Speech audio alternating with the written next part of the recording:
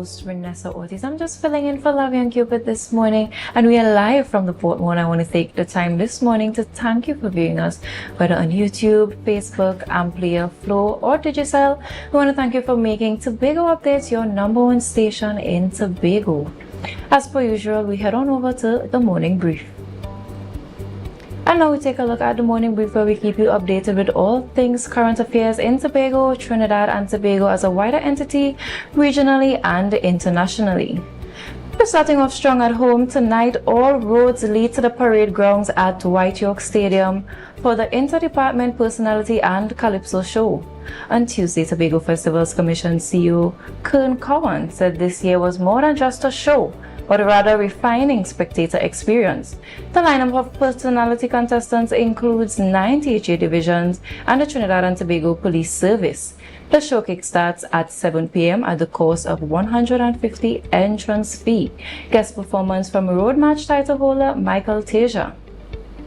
Interim President of the General Contractors Association of Tobago, Patrick Parks, is sounding the alarm on the standstill of construction sector on the island, following the challenges of the Sea Bridge.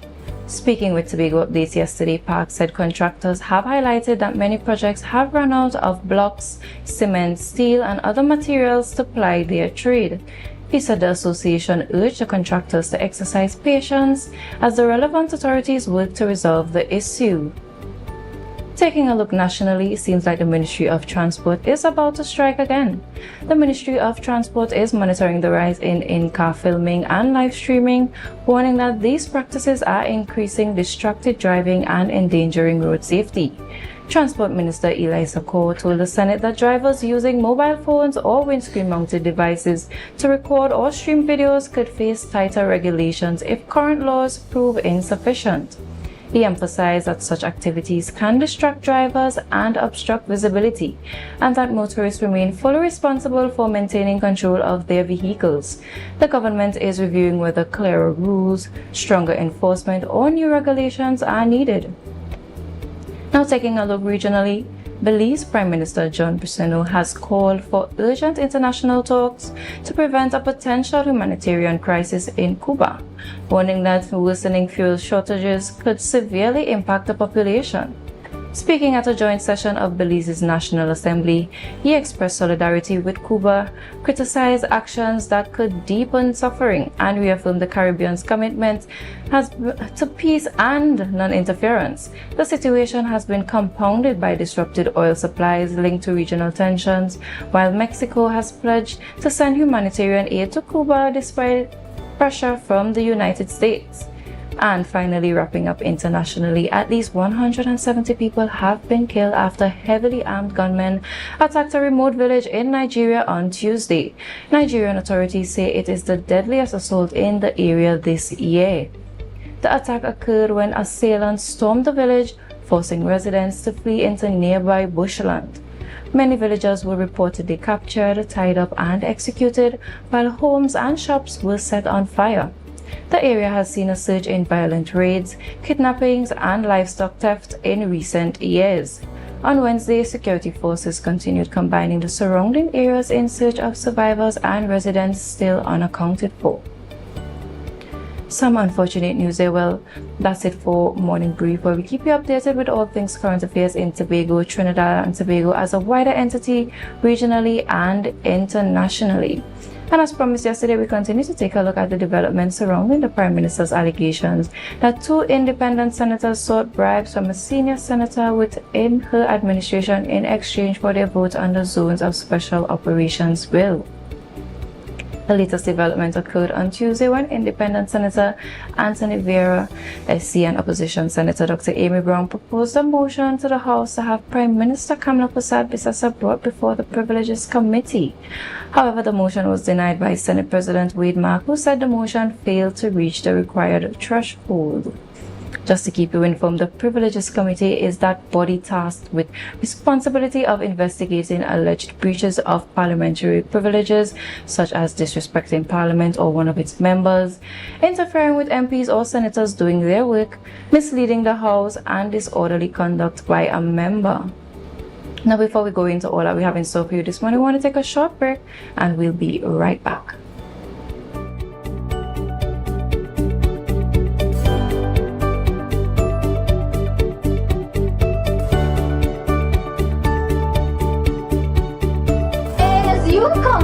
I mean, long time I see you, Jill. This station pumping. Ready for children party. Mommy! Jay, you can't go nowhere with these children. And you know you can't depend on Kevin neither Steven to see about them. Yeah, total waste. So I supposed to stay home whole time? Jada is 12. She could see about them. You just leave Jada to see about Kia and Kayla? I thought it was your mother or your sister. Who? Them always busy. Jada could handle that. She cooking and cleaning a long time. And the next two better know what time it is. It's only me, you know. I will talk to my mother. She just home these days. She will make sure the children okay. Alright. Let me see the moves for later.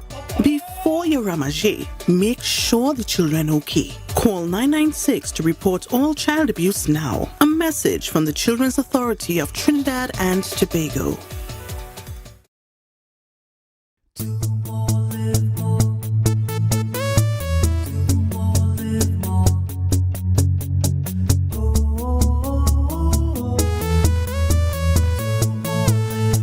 This is how it's gonna go. They better look up below, 'cause this is your show, and everybody's gonna know.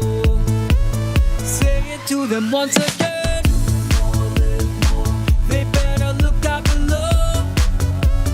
This is your show, and everybody's gonna know. That's how it's gonna go. They better look up below, 'cause this is your show. Live more. Tobago, the sun is rising, and so are the conversations that matter, from the economy to education, from healthcare to community voices. No spin, no fluff, just facts, truth, and clarity.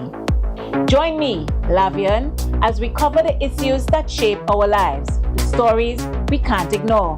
We bring them to the table and ask the questions you want answered.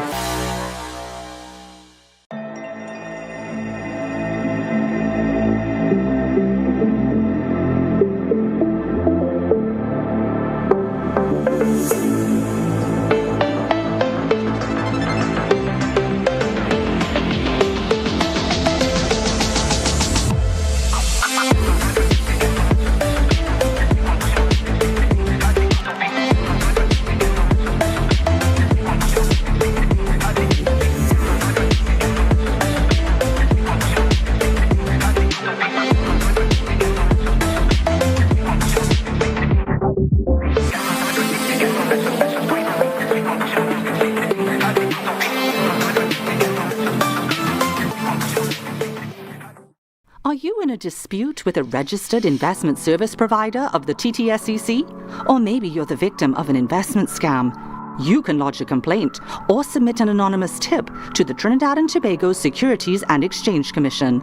Download our Investor Protection app or go to ttsec.org.tt to access our complaint form or submit an anonymous tip. Write a clear summary of your complaint. Submit copies of supporting documents along with the originals for verification. Provide a copy of the feedback received from the entity regarding your complaint. All investor complaints or scam reports submitted by the public are acknowledged and reviewed by the TTSEC. Investigations are pursued based on the outcome of the review.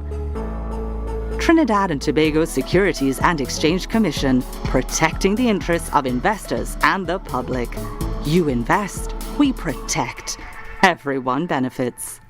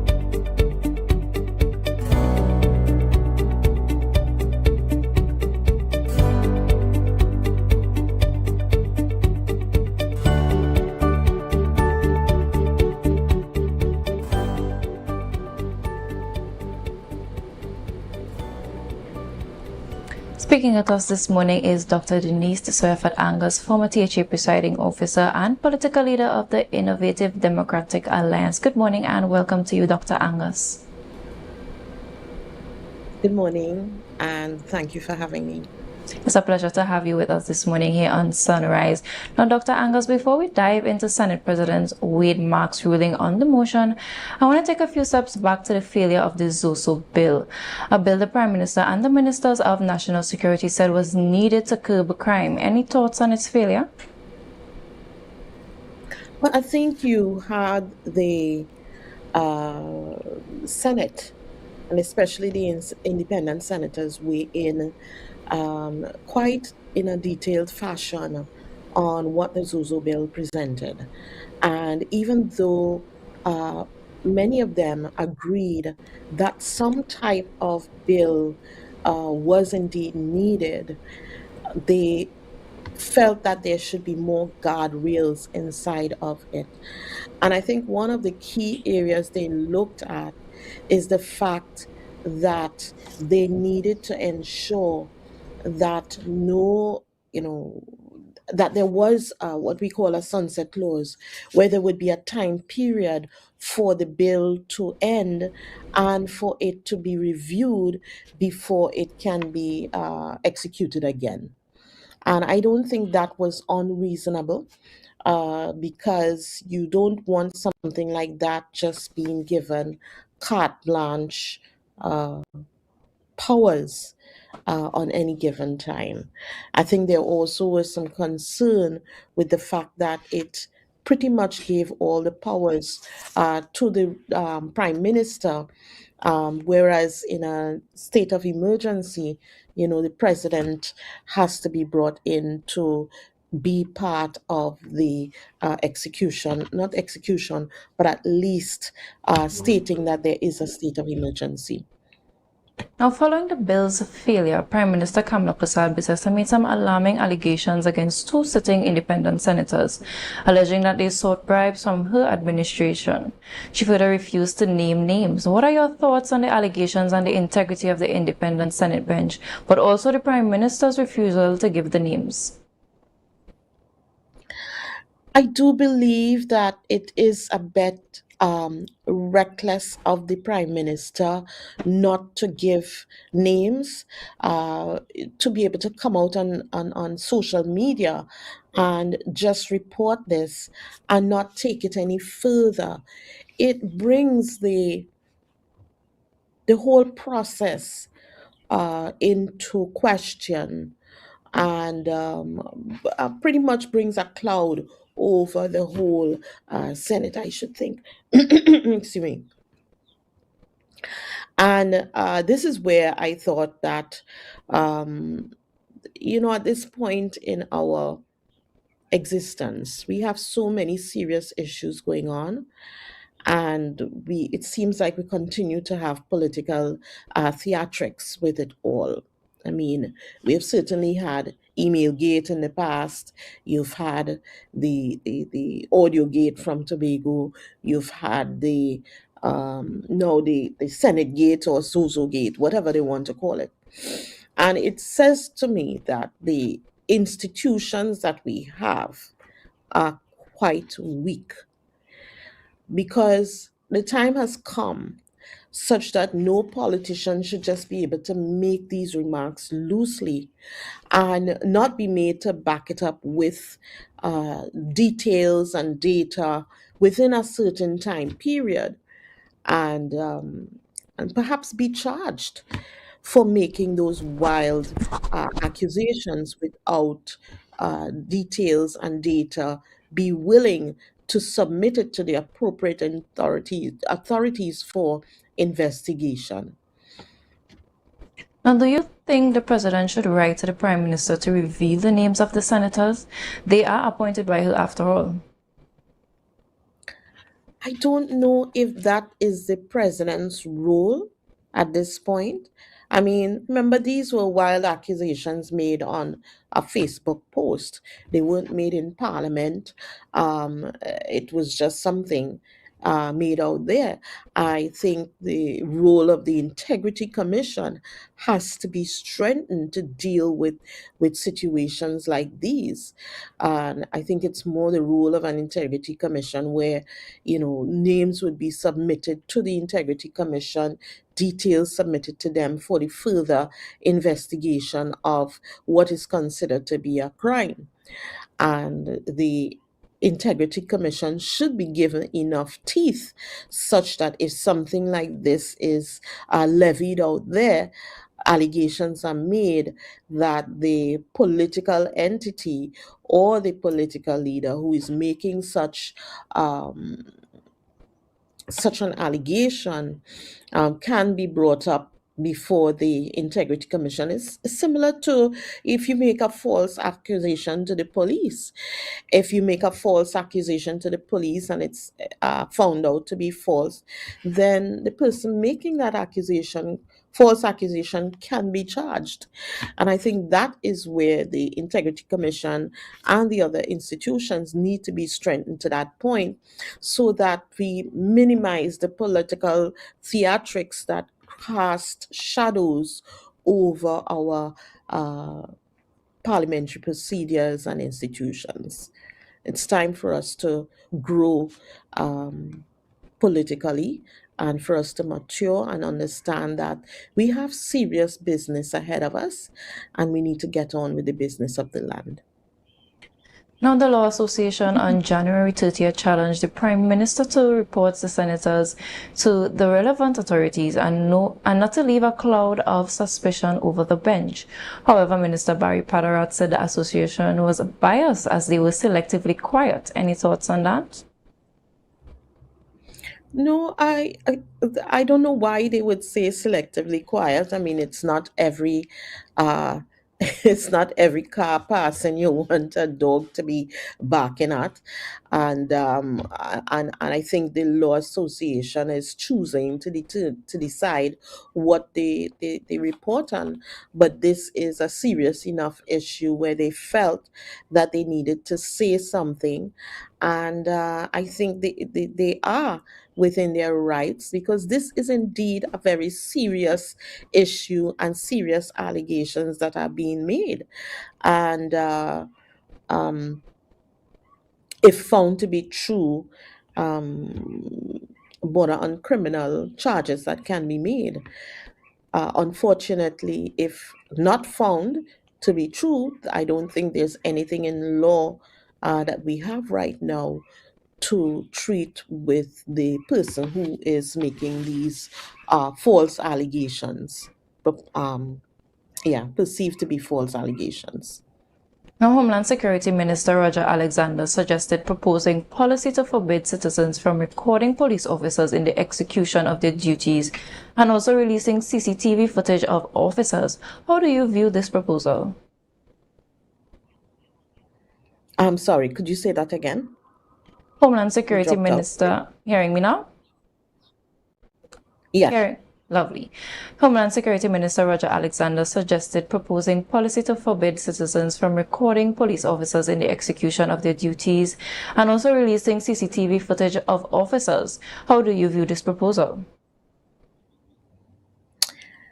That is bordering on freedom of speech. And certainly it is something to be looked at with a fine tooth comb in terms of how much you suppress the public's freedom. So I think it's something that would have to be discussed seriously. And if persons feel as if they cannot trust the police service at this time, I don't know why would you remove the one protection they have, which is to be able to record what is happening with them in their interactions with the police. So I would have concerns with it. I would wait to see what exactly are the details that he's putting forward and the background as to why he is wanting to institute this law. And Dr. Angus, with your experience and knowledge in Westminster proceedings, Could you explain what exactly is parliamentary privileges and also your view on Senate President Wade Marks' ruling in the motion to have the Prime Minister brought before the committee? Well, when you have a parliamentary privilege being laid, it is usually one where you have the a committee that has to treat with whether the House has been misled in any way, whether um, the House has been brought into disrepute, and whether the what is happening is interfering with the ability of Parliament or its members to perform their duties. Okay, and whether parliamentary privilege or the freedom of speech in Parliament was abused. And so, what you have in the case of the uh, the allegation of the two independent senators that was brought to the privilege committee, and where the Senate of the President said that it did not meet the criteria to be admitted into the privilege committee. Basically, um, the criteria I believe that he would have used is that um, you couldn't investigate anonymous people because the senators were not named. So you almost cannot go on a witch hunt to figure out which two senators. And you, therefore, you would not have been able to summon them to to the committee in order to question them. And basically, you're trying to, if you did that, you would be trying to run a parliamentary inquiry on insinuation. And that is why I believe that he would have said it does not meet the criteria. Perhaps, in a way, maybe a little way, it could have met the criteria for bringing the House into disrepute with all of these allegations that are being made out there, or perhaps feeling that it would have interfered with the ability of the members to perform their duties. But we have to ask ourselves, in reality, does it really stop the members from going to Parliament and debating in the future? I would think not. And so it's quite a, you know, sending someone to the privilege committee, it really depends on the president at the end of the day, his interpretation, and it is a very tight rope that you walk in making that decision. So, so was a tough decision to make, and he made it. And I think what we have to think as a people is the fact that, the privilege committee is not a true investigative committee, and I think that some place like the integrity commission, if they have the right information, they could truly act on it. But it's unfortunate that not enough information has been given in any of the cases, and therefore no uh, no investigation can be done. As I said earlier, there has to be something done about our institutions and strengthening them such that if allegations are made and they are found to be false, or they cannot be backed up with details, then that person should be charged for bringing those allegations without any details in order to pursue. There's a difference with pursuing the details and finding them not to be true versus not having any details at all to be pursued, but yet allegations are being made out there wildly, and nothing to form the basis of it. Now, earlier I asked the question about Homeland Security Minister Roger Alexander and him speaking about not allowing the usage of body cameras. But we saw Justice Frank C. Prasad advising that citizens go ahead in spite of this information that is put out to the public. What are your thoughts and comments on that? Well, unless there's a law preventing you to do it at this time, then you are, encouraged to do it. I think uh, Justice C. Prasad's advice perhaps came upon the heels of which the whole country and the world witnessed with Joshua Samaru. It was quite unfortunate. And I think persons believe that had there been some sort of body cam or cameras within the car rolling when the police stopped them, that they may have had a better view of what was taking place. And so I believe that Justice C. Prasad made a strong recommendation to the public, and perhaps the public needs to take it up right now, given the fact that they have lost a lot of confidence in the police service. And I believe the only way that the police service can regain a level of trust from the people and rebuilding of that trust is how they treat with this case, that it is investigated properly, and that if there are charges to be laid, that some charges would be laid in the case. Now, Dr. Angus, we want to thank you so much. But before we wrap up, I just have one more question for you. With all the rhetoric of allegations and so on, out of the sitting central government, what would you say in terms of their communication style and public perception of that style, and also public trust? There has been a lack of effective communication with the central government.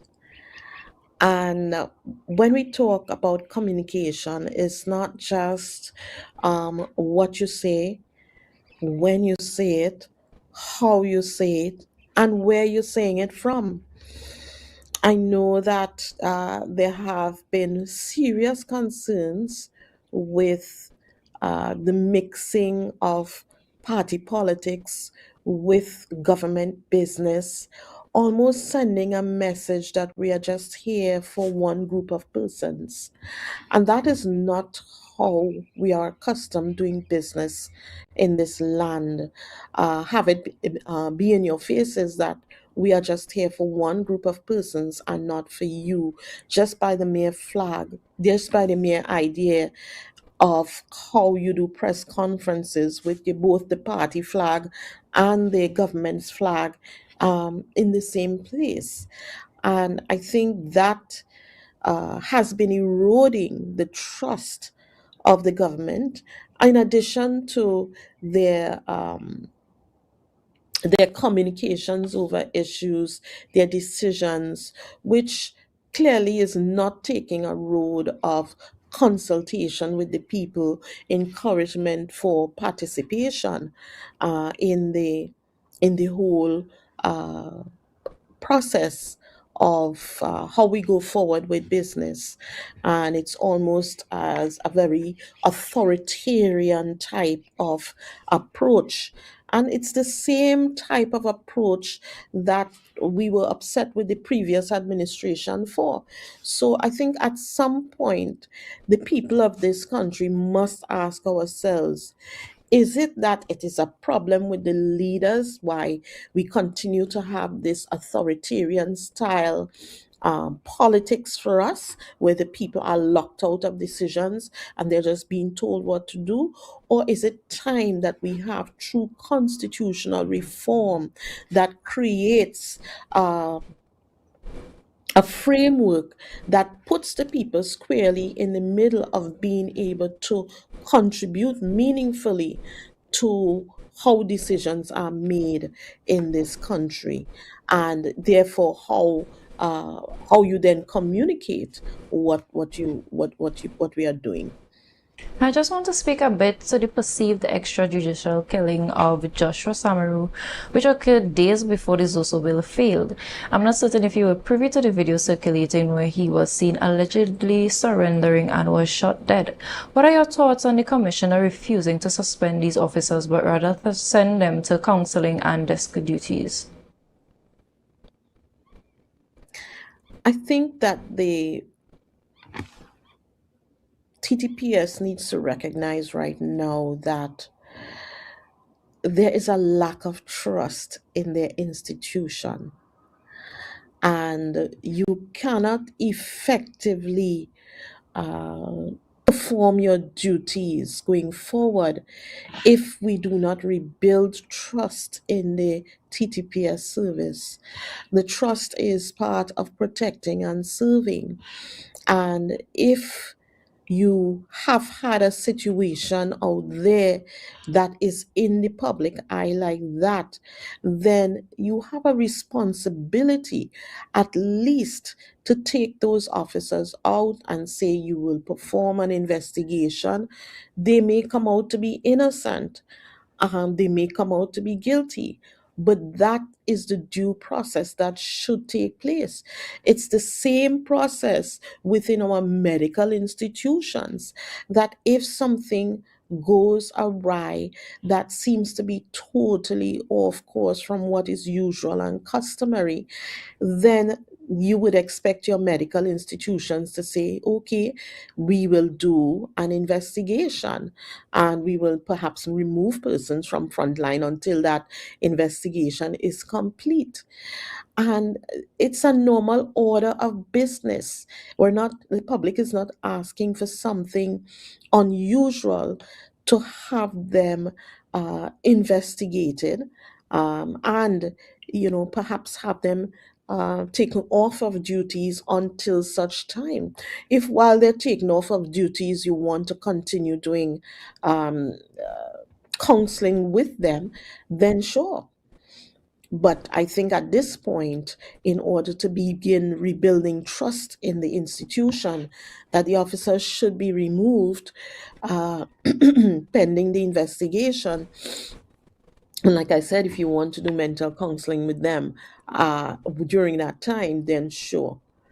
But I think at this point, with what we have going on in this country, the TTPS needs to recognize that you cannot fight crime alone. You would need the involvement of the people in order to effectively fight crime, and therefore you have to rebuild trust. Trust has been totally lost at this point, and they need to do things to rebuild trust. I think the TTPS also needs to consider, and the country and the government, that suppression alone in crime is not enough to turn around the challenges we have in this country. And we're not hearing more and enough of what are the prevention programs that we are putting in place to ensure that while you suppress, that it's not just about suppression, and that you're doing things to also begin the prevention, where over time the need for suppression will not be as much. Now, Dr. Angus, we want to thank you so much for joining us here on Sunrise this morning and sharing your thoughts and opinions on the failure of this also bill, and sharing with the viewers some of the concerns that they probably should be looking at. We want to thank you so much for joining us this morning. Thank you for having me, Renise. And thank you, and have a wonderful day to the people of Tobago, Trinidad, and the diaspora. Same to you. Now, to our viewers, as Lavian so rightly puts it on the morning, the programming is never done on Tobago Updates Television. We head on over to the morning show with the handsome and charming Akin Labi. Good morning, Akin Labi. Good morning, Vanessa. I like how you and Lavion introduced me, Keep it coming, keep it going. Will do. I know we have some insightful conversations this morning. Yes. And I know it's not just you on the morning show this morning, but I will be joining you shortly. Yes, you would be, and I'm always excited to have you at my side as we co-host together and have these very important conversations that Tobago needs to hear. Awesome.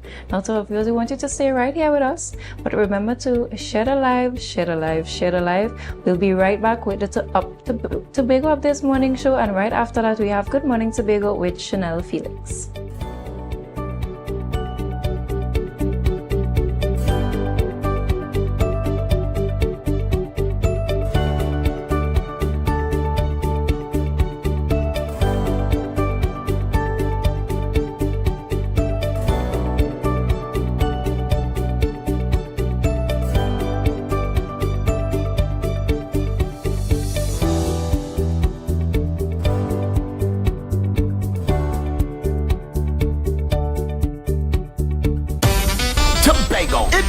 Carnival. The Vibe, the event space formerly known as Shade, quote-unquote Tobago, said, let's celebrate Carnival. Bring your coolers every Friday and Saturday, starting from Friday the 30th of January till Carnival week, and pay $50 at the door with your cooler all night. No ice, no chaser allowed. Top DJ and artists passing through every Friday and Saturday. To pre-book your cabanas, call 369-6414 and 394-3612 or email iwamg@gmail.com. And this promotion is going on until Easter. Gates open at 9 p.m. It's rum, it's bacchanal. Bring your coolers and come. Been down this road before.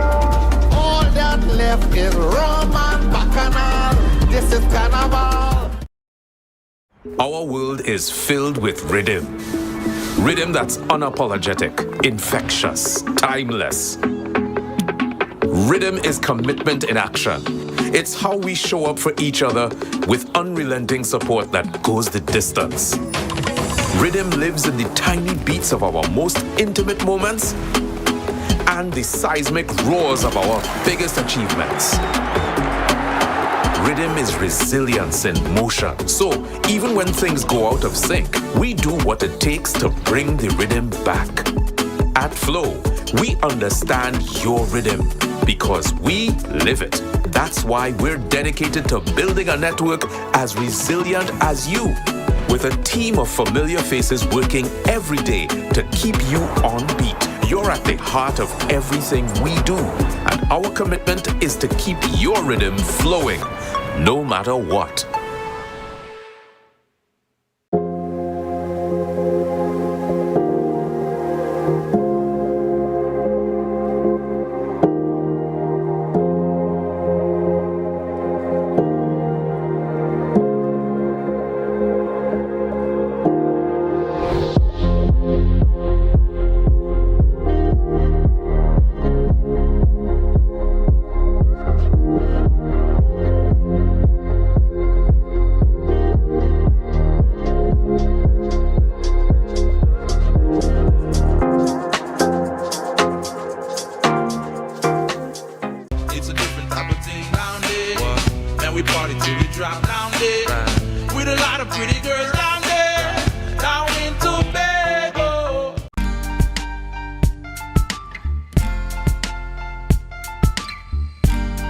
Put a smile on your face when you're moving from place to place. Good morning, good morning, morning, good morning, morning.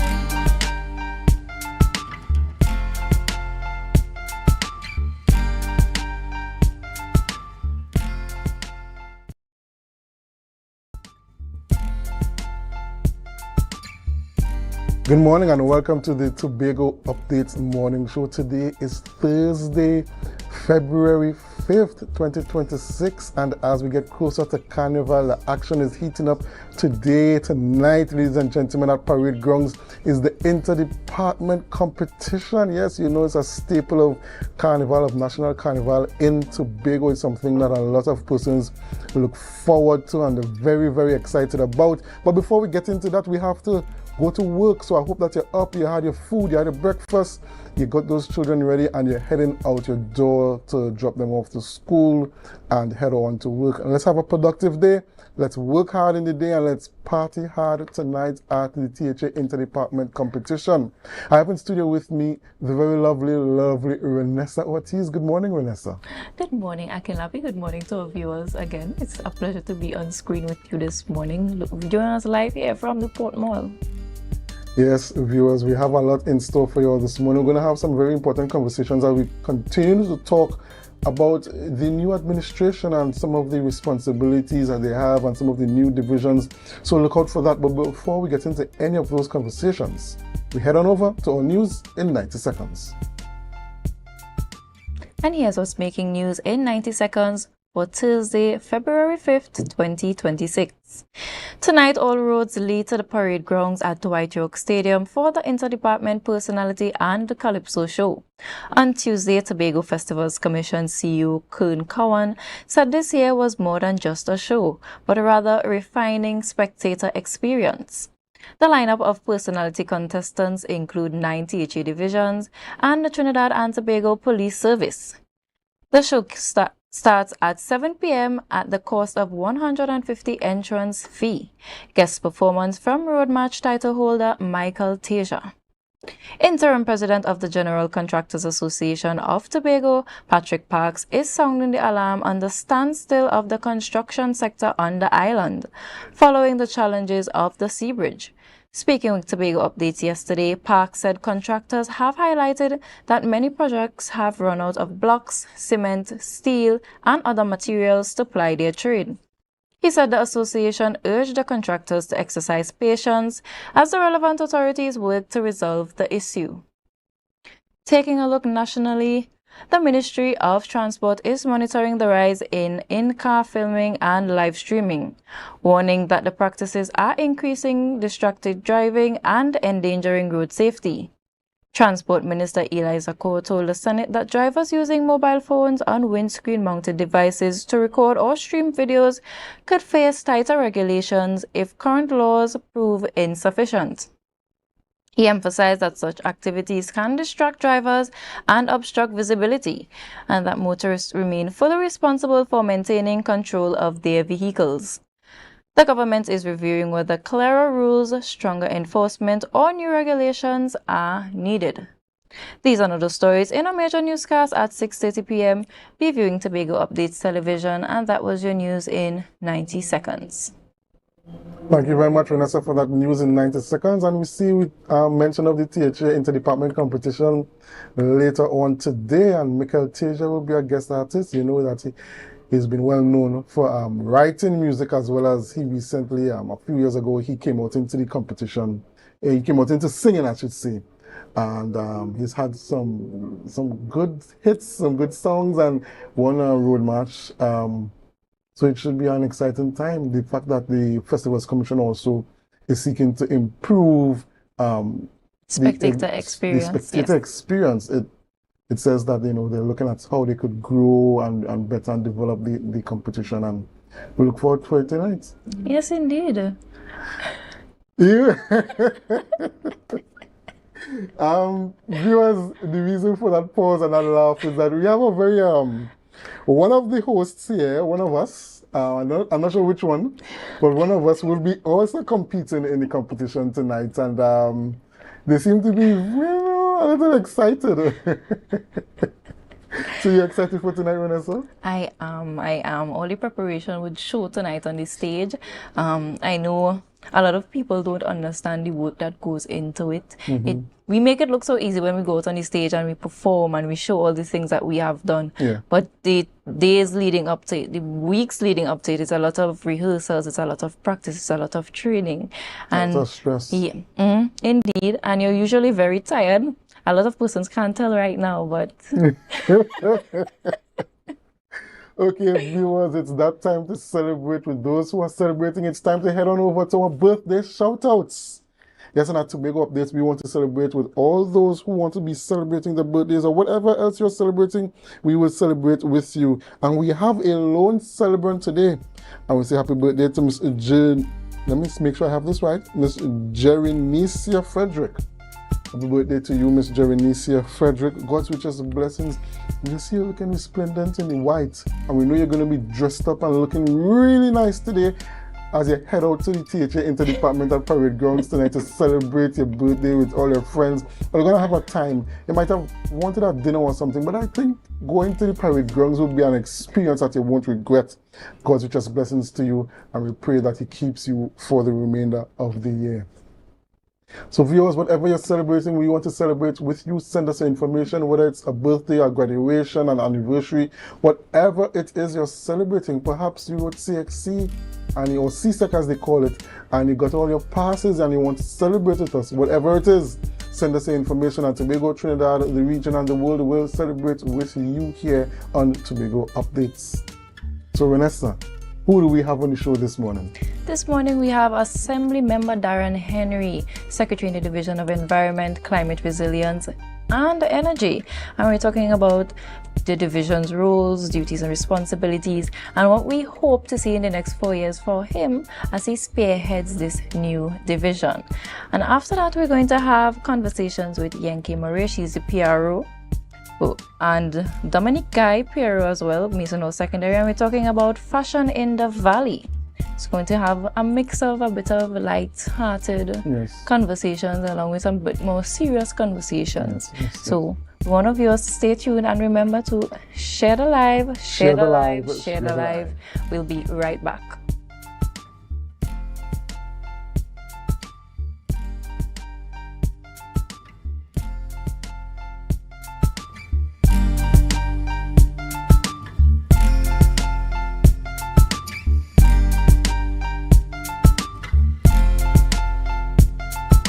Are you in a dispute with a registered investment service provider of the TTSEC? Or maybe you're the victim of an investment scam? You can lodge a complaint or submit an anonymous tip to the Trinidad and Tobago Securities and Exchange Commission. Download our Investor Protection app or go to ttsec.org.tt to access our complaint form or submit an anonymous tip. Write a clear summary of your complaint. Submit copies of supporting documents along with the originals for verification. Provide a copy of the feedback received from the entity regarding your complaint. All investor complaints or scam reports submitted by the public are acknowledged and reviewed by the TTSEC. Investigations are pursued based on the outcome of the review. Trinidad and Tobago Securities and Exchange Commission, protecting the interests of investors and the public. You invest, we protect. Everyone benefits.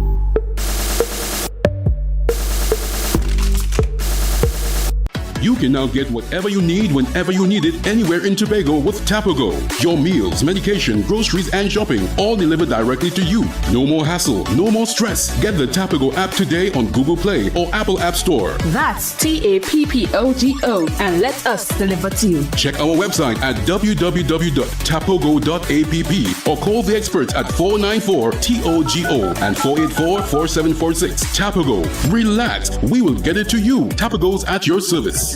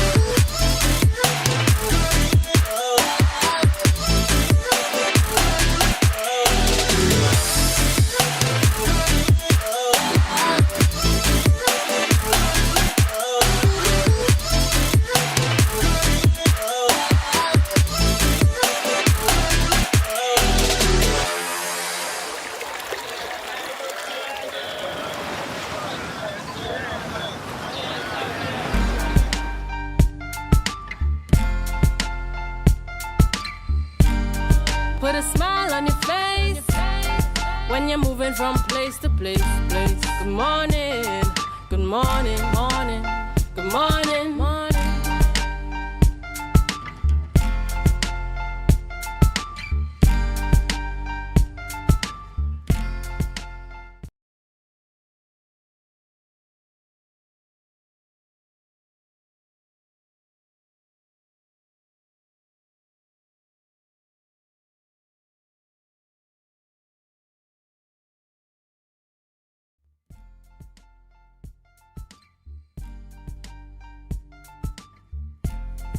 Welcome back, viewers, to the Tobago Updates Morning Show. And we have a live drone shot here of Parade Grounds. You can see, all right, Parade Grounds is ready and raring to go. The Tobago Festivals Commission is ready. They've prepared the Parade Grounds. The officials are ready to go to work. The contestants are ready for tonight. It's only $150, ladies and gentlemen. Make your way down to the Parade Grounds this evening and experience Interdepartment as you've never experienced it before. The Festivals Commission has put a focus on elevating the audience experience, the audience experience for 2026. We see they have a very technological, advanced theme this year, so maybe you might see a few gadgets around. I don't know whether it's on the stage or it's in the stands. You don't know what divisions might come with, and you know, it's going to be a surprise. It's going to be very enjoyable tonight. Only $150. Make your way down to the Parade Grounds and have an experience of a lifetime. We have a guest artist by the name of Michael Teja. Yes, the famous and legendary Michael Teja. He has a lot of hit songs. I know he has 2 hit songs for the season, Last Train and Capital. And they are blasting all over the airwaves, so that's going to be a performance to savor as well. It's going to be a full package, and it's only $150. You're going to get, I think it's some night gowns, some gongs. You're going to get some entertainment. No, not gongs, carnival costumes. Yes. Carnival costumes. There's going to be entertainment. There's going to be talent. There's going to be a calypso competition, and then there's going to be Michael Teja. If you belong to a division, you go across the stage with a division. I hope they have that feature this year. I'm not sure, but I know they had that in the past iterations of the event, and it's going to be an excellent time tonight. Talking about divisions, we have in studio with us Assembly Member Darren Henry, who's the Secretary for the Environment, Climate Resilience, and Energy. And he's here to talk about the new look THA, the THA divisions, duties and responsibilities of his newly minted division. Good morning and welcome, sir. Good morning and thanks very much for having me. So, Mr. Henry, tell us one time, Secretary Henry, just for those who may not know, what is the name of the division and what is it's about? So, the name of my division is the Division of Environment, Climate Resilience, and Energy. And it's basically, first thing, let me say good morning to Tobago, good morning, and especially good morning to my electoral district of Bethel New Grange. And I want to extend thanks to the electoral district for selecting me to represent them at the highest level on the island of Tobago. Right, so my division is Division of Environment, Climate Resilience, and Energy. And basically, we are responsible for the environment, climate resilient mitigation and adaptation, and also energy in terms of alternative sources of energy, forestry and natural resource management, wetlands, and marine park. Those are some of the areas that my division will be responsible for. Now, Mr. Henry, I know you have a background in forestry. Yes, I do. And I believe that is what the Chief Secretary looked at when he placed you in this portfolio. What are you most excited about in undertaking in this division? Now, I know all of the outlined responsibilities are important, but which ones are you most excited about to make your mark on? Well, there are so many that I can speak about, but I think key thing is to get people to understand and respect the environment and understand that if we don't take care of our environment will take care of us. Mm-hmm. And we might not like how our environment will take care of us. And that is a saying from David, David Attenborough, one of those birders, etc., would have mentioned that if we don't take care of our environment, it will take care of us. And we need to be more environmentally conscious of our environment, because we can earn income from our environment. Our environment will determine our health, because we have a pristine environment here in Tobago, and there's always room for improvement. And we have on the 13th of April, we'll be celebrating 250 years of the Main Ridge Forest Reserve, the oldest modern or contemporary environmental management or environmental protection globally. And that is something we all as Tobagonians should be, and Trinbagonians should be very proud of, in terms of this small real estate having such international accolades of having the oldest forest reserve in the Western Hemisphere. So we have things like I have noticed also that there's a increase in illegal dump sites, which we plan to treat with. We're looking at installing solar cameras to monitor those areas, and also we'll be looking at educating the people on our natural resources and the importance of our environment.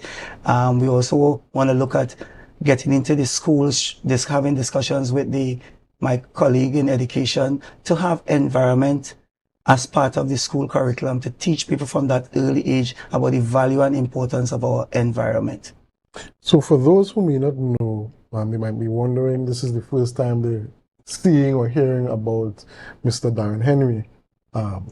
Just for their public education, give them a bit of your background in terms of your technical expertise. So my background, I've spent 26 years in the forestry department in the Tobago House of Assembly. My background is in forestry and environmental land management, and also in botanical garden management. Now, those are my background in terms of technical ability. I see myself as an ethnobotanist. I see myself as a birder, a hike leader, a outdoor enthusiast, and that's who I am. I love outdoors.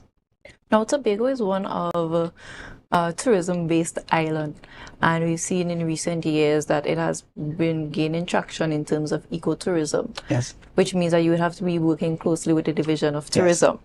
Yes. We see quite an interest for birders here on the island. A lot of persons come here and they go to the rainforest, they look for trails. What are some of the things you would like to implement to ensure that the environment is sustained while we're having all of this traction through our natural resources? Right, so one of the things that we can do, well, firstly, we are considering a project to do a network of trails on the island, zoning the trails for birding, hiking, and even trying to facilitate mountain bikes, and also there's a motorbike, off-road motorbike fraternity on the island. So we want to facilitate those by preparing the necessary trails and other networks of trails, but we have to zone it because you don't want to be birding on a trail and a motorbike. Passive. You have challenges, and you're talking about disturbance. And I think in monitoring will be important, because presently the Gilpin Trail is a historical trail, because that trail used to take off operants from the Caribbean side of Bloody Bay onto the Atlantic side of Roxborough. And now it's the main trail, it's gentle flat to sloping. But what we observe over the years, there's an increase in erosion. So we would have done some assessments with the engineers, some works, and there's a need for some retaining structures in order to save the trail. Actually, that was a old donkey cart road that off operants used to use long time. So it's now the main trail. So there's some, we have to monitor and set up a system whereby we could do carrying capacity or limits of acceptable change in terms of how many persons can go on a particular trail per day. And also we need to look at implementing user fee system, because the Tobago House of Assembly will spend thousands of dollars to maintain the trails, and there's no return on that, basically. So we might be considering annual fees for tour guides and persons paying a little entrance fee just to help to upkeep the trails and monitor and manage and conduct research within the main natural resources. No, I'm happy that you spoke about in terms of bringing increased regulation to the trails. There was a situation recently in Trinidad with a hiking group. Young lady got into difficulties and she ended up drowning, and that raised a lot of questions in on the social media space about the responsibility of hike leaders, as rain would have fell recently, and hike leaders not being as responsible as they should be, or some hike leaders not being as responsible as they should be. What is the plans of your division to really regulate, not necessarily regulate, but to certify and monitor these hiking groups and these hiking leaders that take persons into these trails, because trails can be dangerous even though they're enjoyable? Well, we haven't thought about all the issues as yet, but what we do know is that tour guides who carry people on hikes or birding trips, they should be certified. There's a certification program by the Tobago Hotel and Tourism Institute at Bleming or Mount St. George that normally will certify tour guides in order to be able to carry out people. And the Bureau standard would have indicated about more than 15 years ago that one tour guide can manage 12 to a maximum of 15 persons on a trail. So if you know you have a trip with 20 person, the tour guide should there should be at a minimum of 2 tour guides on that trip. So you have to be environmentally aware. You have to listen to the weather news, weather forecast the night before. You have to monitor the weather. You have to know what signs when a river coming down, what to look for, and all those kind of things.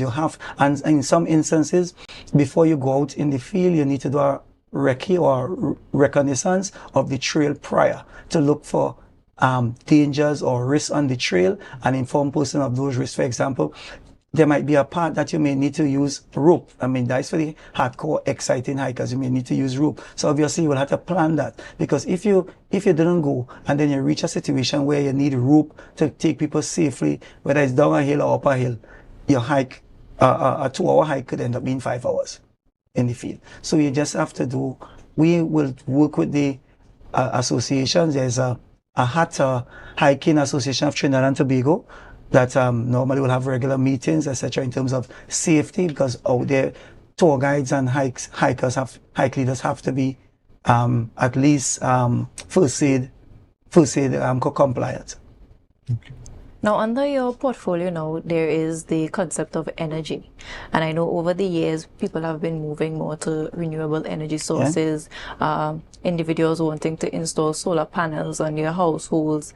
Can you elaborate on how that would be phased into the public over the next 4 years? If there is a plan for the next 2 years, it doesn't have to be something grand, but just the starting steps, because there's also the concern of, if I put a solar panel on my house, what does that mean for me in terms of electricity and paying fees and such like that? Well, to answer that first, I think there's a regulation with I stand to be corrected with the Trinidad and Tobago Electricity Commission, that even though you have solar on your house, you still must have that electricity connection from them.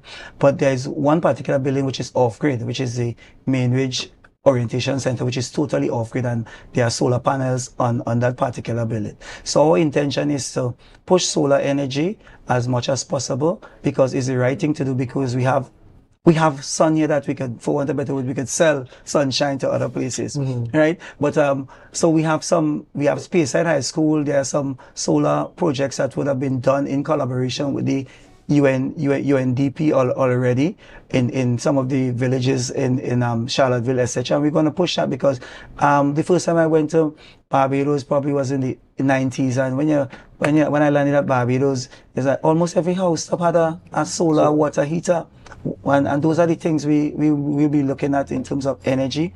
Also, we'll be looking at conducting some energy audits to some of the larger THA buildings, for example, the Hotel Charles Administrative Complex, and also Shaw Park, and possible Mill Shift. Those are some of the larger THA build spaces.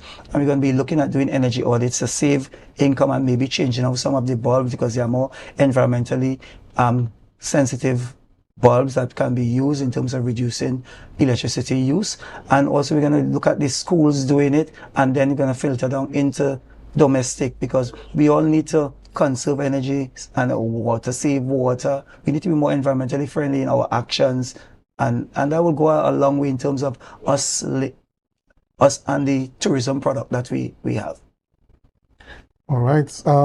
In terms of, as you mentioned, tourism product, and we talked about collaboration before. I don't know if you've had initial conversations with the division of tourism in terms of what synergies you all can have moving forward. Not as yet. We have had some initial talks, but not as in depth, because everything is linked.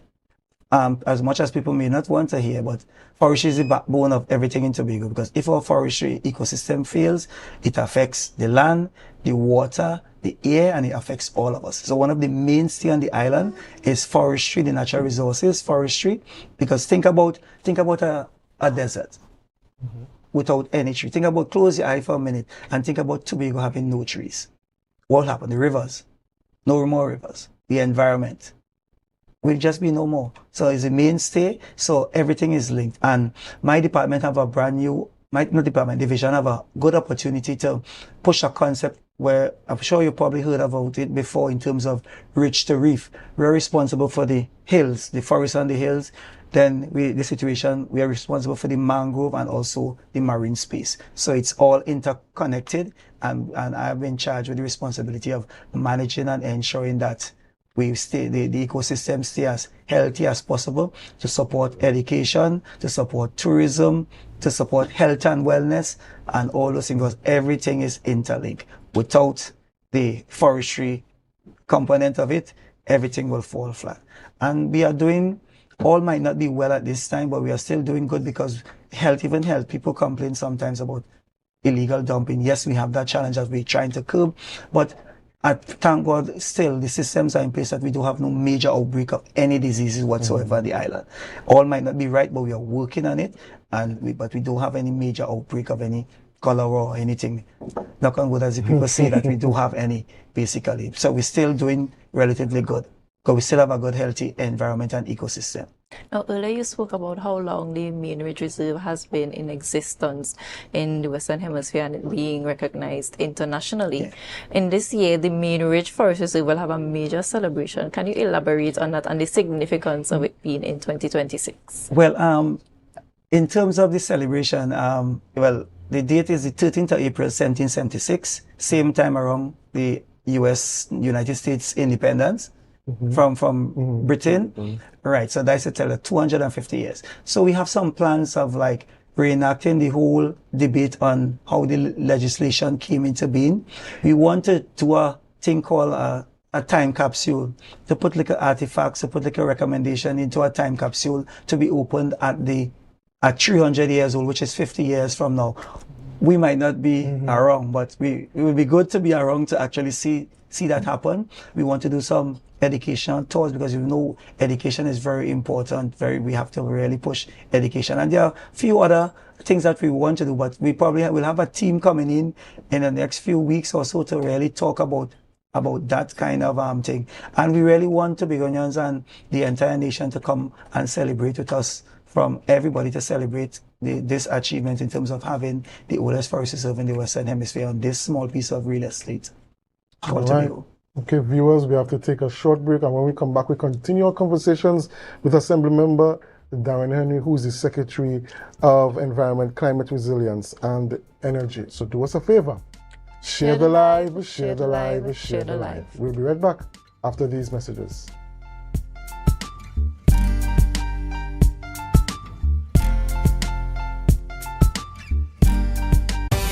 Tobago, it's Carnival. Dubai, the event space formerly known as Shade, for the court Tobago, said, let's celebrate Carnival. Bring your coolers every Friday and Saturday, starting from Friday the 30th of January till Carnival week, and pay $50 at the door with your cooler all night. No ice, no chaser allowed. Top DJ and artists passing through every Friday and Saturday. To pre-book your cabanas, call 369-6414 and 394-3612 or email iwamg@gmail.com. And this promotion is going on until Easter. Gates open at 9 p.m. It's rum, it's bacchanal. Bring your coolers and come. Been down this road before.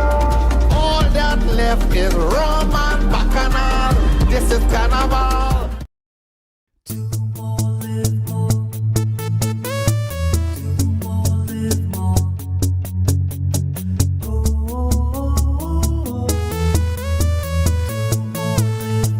This is how it's gonna go. They better look up below, 'cause this is your show, and everybody's gonna know. Say it to them once again. They better look up below. This is your show, and everybody's gonna know. That's how it's gonna go. They better look up below, 'cause this is your show. More, live more.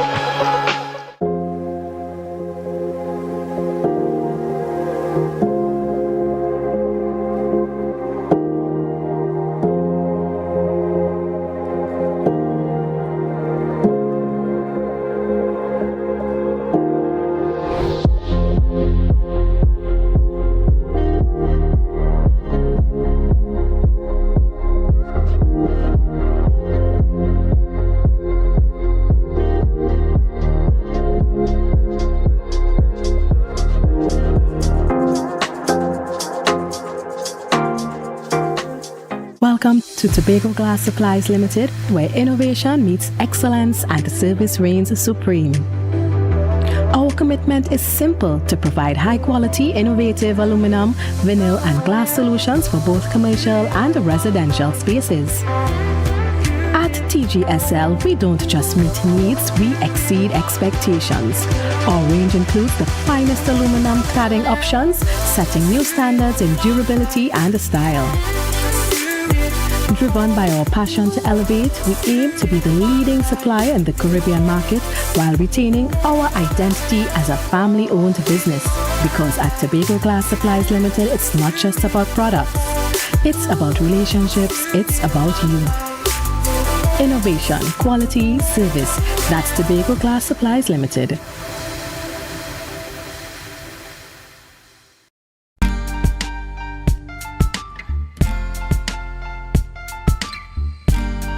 Put a smile on your face when you're moving from place to place. Good morning, good morning, morning, good morning, morning.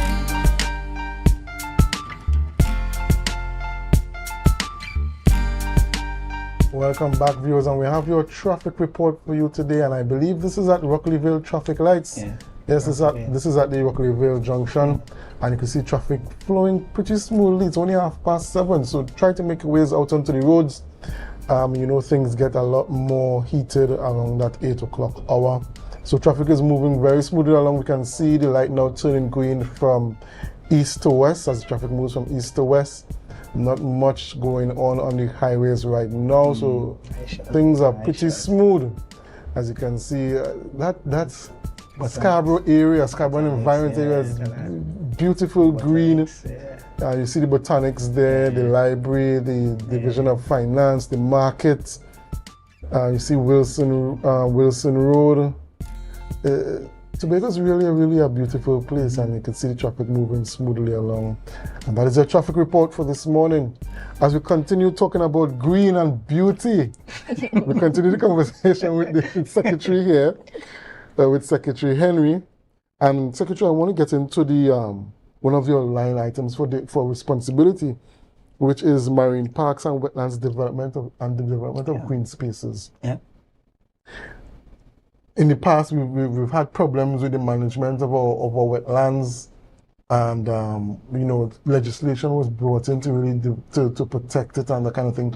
But we're facing some more challenges in these current times. Tell us, what is your vision in terms of the protection and the development of our green spaces and marine parks? Well, presently, we are the division. We are presently building out the human resource architecture for the division. Right, so we're presently working on building that out. And in terms of the marine space, we know the challenges that we are being faced. Boko is the first national or the only marine park in the country, and we have to intervene in terms of that and get that up and running. I think there's also a bill or some legislation that was not passed to actually have the Tobago Assembly properly enforce the regulations out there. So hands are tied. So we'll be pushing for that bill to come true or be enacted so that we in the Tobago Assembly will be able to enact the laws regarding that marine park. But in the interim, we want to meet with all the tourism stakeholders and have consultations on the way forward. And actually, I haven't seen yet the report of the committee that was recently established a few months ago. So after seeing the report, we'll look at the recommendations and see how we move forward. But we want to manage the park properly, because we know we have the park, people go to the park, we want to make sure and regulate the park in a way that it is sustainable for all of us to utilize and enjoy. In terms of open green spaces, we want to create some more open green spaces, but we also want to have the necessary personnel on board. For example, we have, in terms of, we don't want to go and do like what we had done in the past, ad hoc create open green spaces without any major landscape architectural designs and those kind of things. So we want to have persons in terms of that kind of capacity on board with us so that we properly design. Actually, one of our staff members did a proposal for the creation of an arboretum in the vicinity of James Bigart Roundabout. That's just in the Sylvan area there. Arboretum is a place where you basically plant trees and shrubs for scientific purpose or local herbs for people for research, education, and tourism purpose. So it's like a park basically about local native trees and shrubs that people can go out and experience the outdoors, right? So we want to increase the passive recreation use for families, etc. on the island. So we have that in terms of open green spaces. Some of them we may have to consider developing further and maybe collecting user fees and it to assist in terms of enhancing and upgrading the same urban park more. Urban park, right? So we want to look at places and see how best we could have more open green spaces to provide recreation opportunities for families. On my campaign trail, I would have spoken about the Susoland Quarry, but we haven't started that as yet. There's a 32-acre plot of land belonging to the state. My electoral district doesn't have much state lands, so that is one piece that we want to look at and discuss with the necessary secretary and the exec council in terms of actually flushing out a theme park, their family theme park with mountain biking trails, these 32 acres, rock climbing facilities, event spaces, because presently it's just being used to put vegetative matter in the area there, so we can develop that, because it was an old abandoned quarry between Susoland and Buko area. So that could be used to generate revenue for the members of the electoral district and Tobagonians on a whole. So those are some of the plans that we have, initial plans to work with.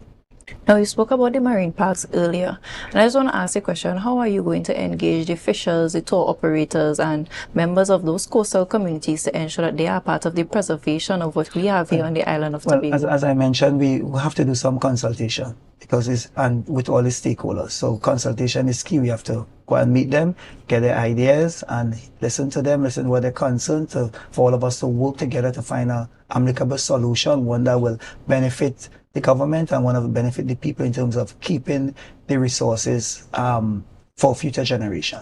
And right on the tail of open green spaces, we have the botanical gardens here in Scarborough. I'm sure that members of the public would like to know what can be done to further spruce or rather have more use for the botanical gardens rather than just what it is right now. A lot of persons feel like it's underutilized. Do you have any plans for the botanical gardens? Well, I'm not sure if it's under my purview as yet, but I could speak on the Botanic Gardens. Well, Botanic Gardens is basically right now as operating as an urban park.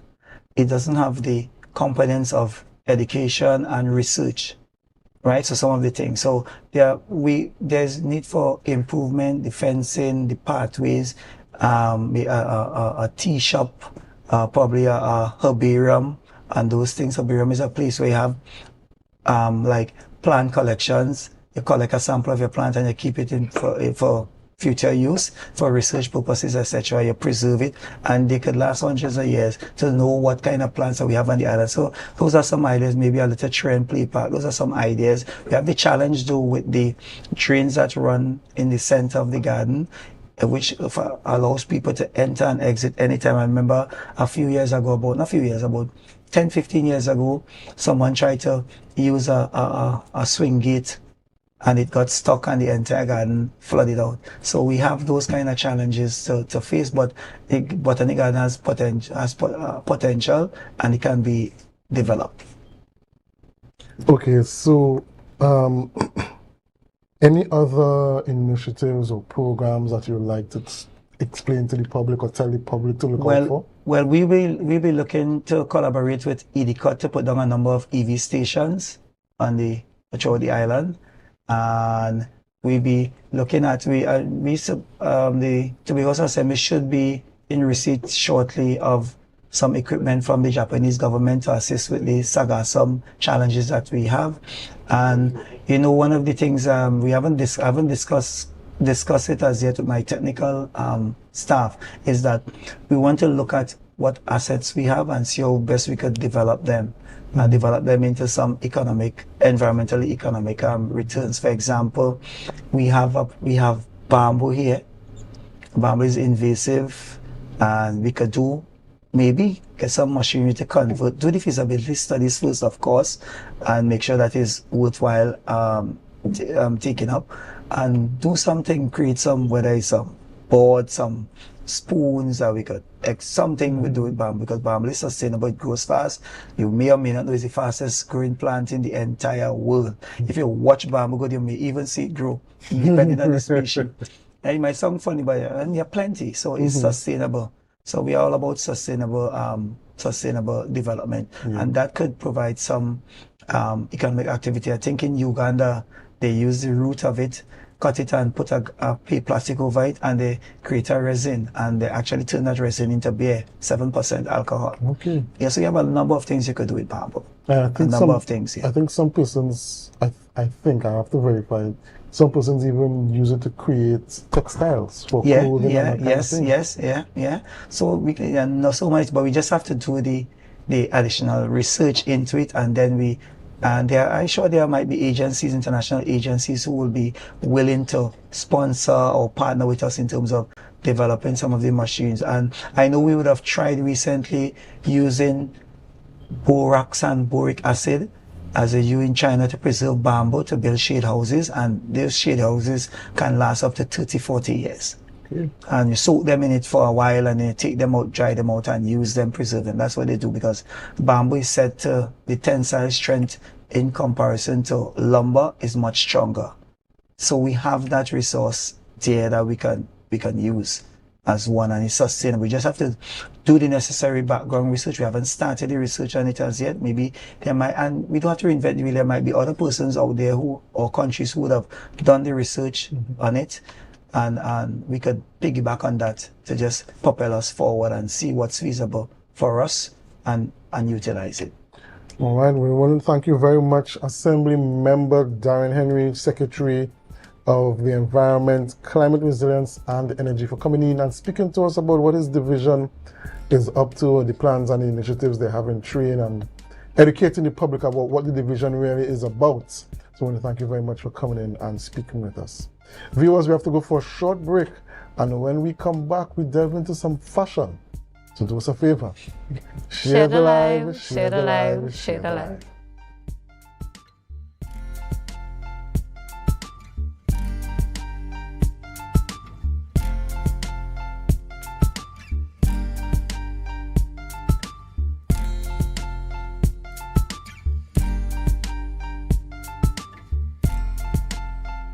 Our world is filled with rhythm.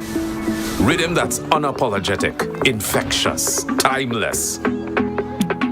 Rhythm is commitment in action.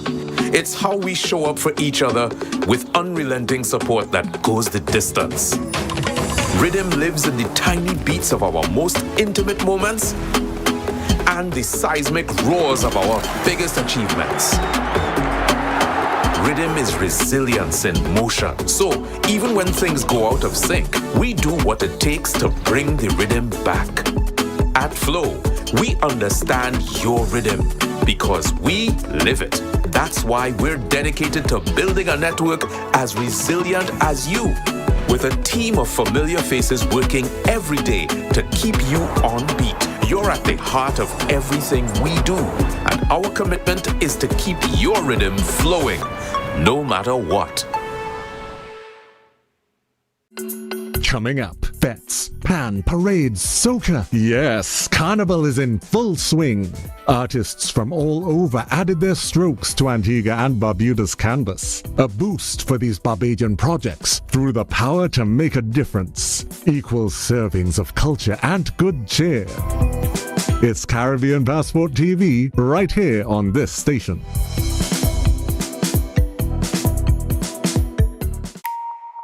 Want to get better? Where to start? What kind of exercise to do? What to eat? How to get restful sleep? Need a doctor to search for root cause? Look no further. Come to Majuba Hill Lifestyle Center Foundation at our Wellness Center in Goodwood, or Food Hub in Darrow Springs, Scarborough, or Doctor's Office in Goodwood and Darrow Springs. Contact 49 Swift 4979 438.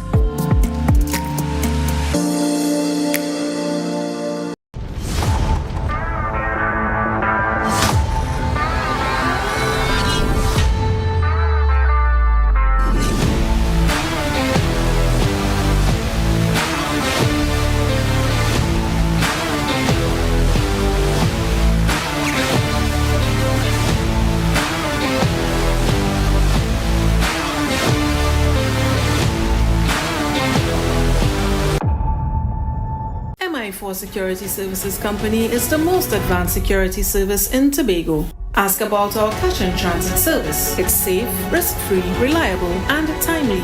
We provide safe banking delivery for all business types and sizes with highly trained staff, 24/7 monitoring, coordinated emergency response, and a well-maintained fleet of armored vehicles. Contact us at 660-7723 or visit our website at www.mi4securitytt.com to sign up today.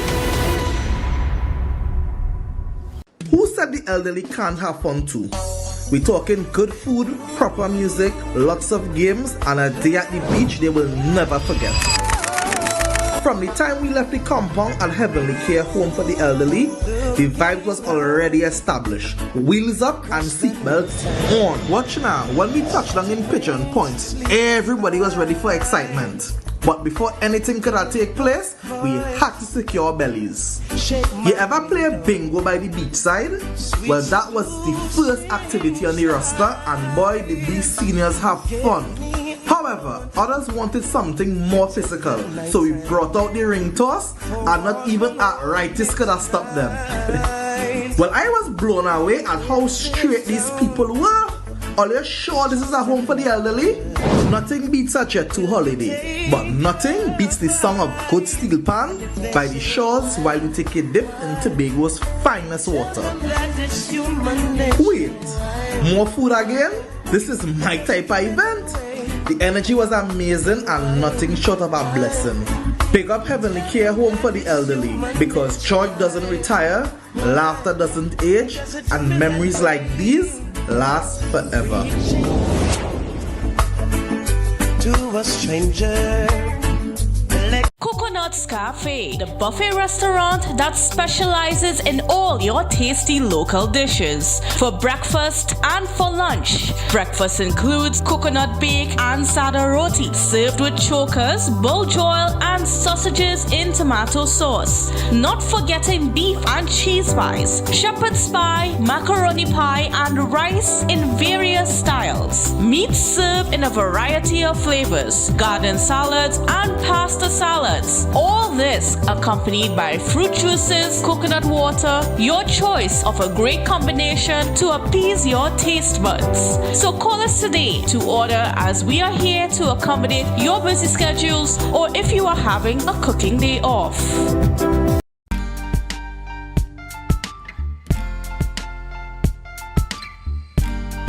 Put a smile on your face when you're moving from place to place. Good morning, good morning, morning, good morning, morning.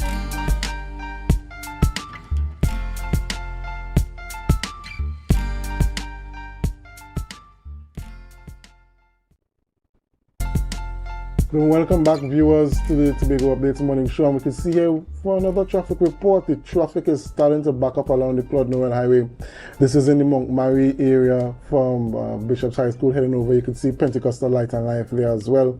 Coming into Scarborough, heading down to the Wilson Road traffic light. And you can see the traffic backing up all the way from the Wilson Road traffic light right back up to Montgomery. So, unfortunately for some of you all, you're a little too late heading out of your homes, and now you have to deal with the traffic. We could also see the traffic backing up from the eastern side of Tobago, coming up from Rockleyville traffic light, going all the way back to Rockleyville traffic light, and I'm pretty sure that goes all the way back to Color Hall, and I'm pretty sure that goes all the way back to Bacalet, and the traffic is backing right up, also coming out from Plymouth Road as well. So you missed your window of opportunity to beat the traffic, but still head out, head to work, have a productive day.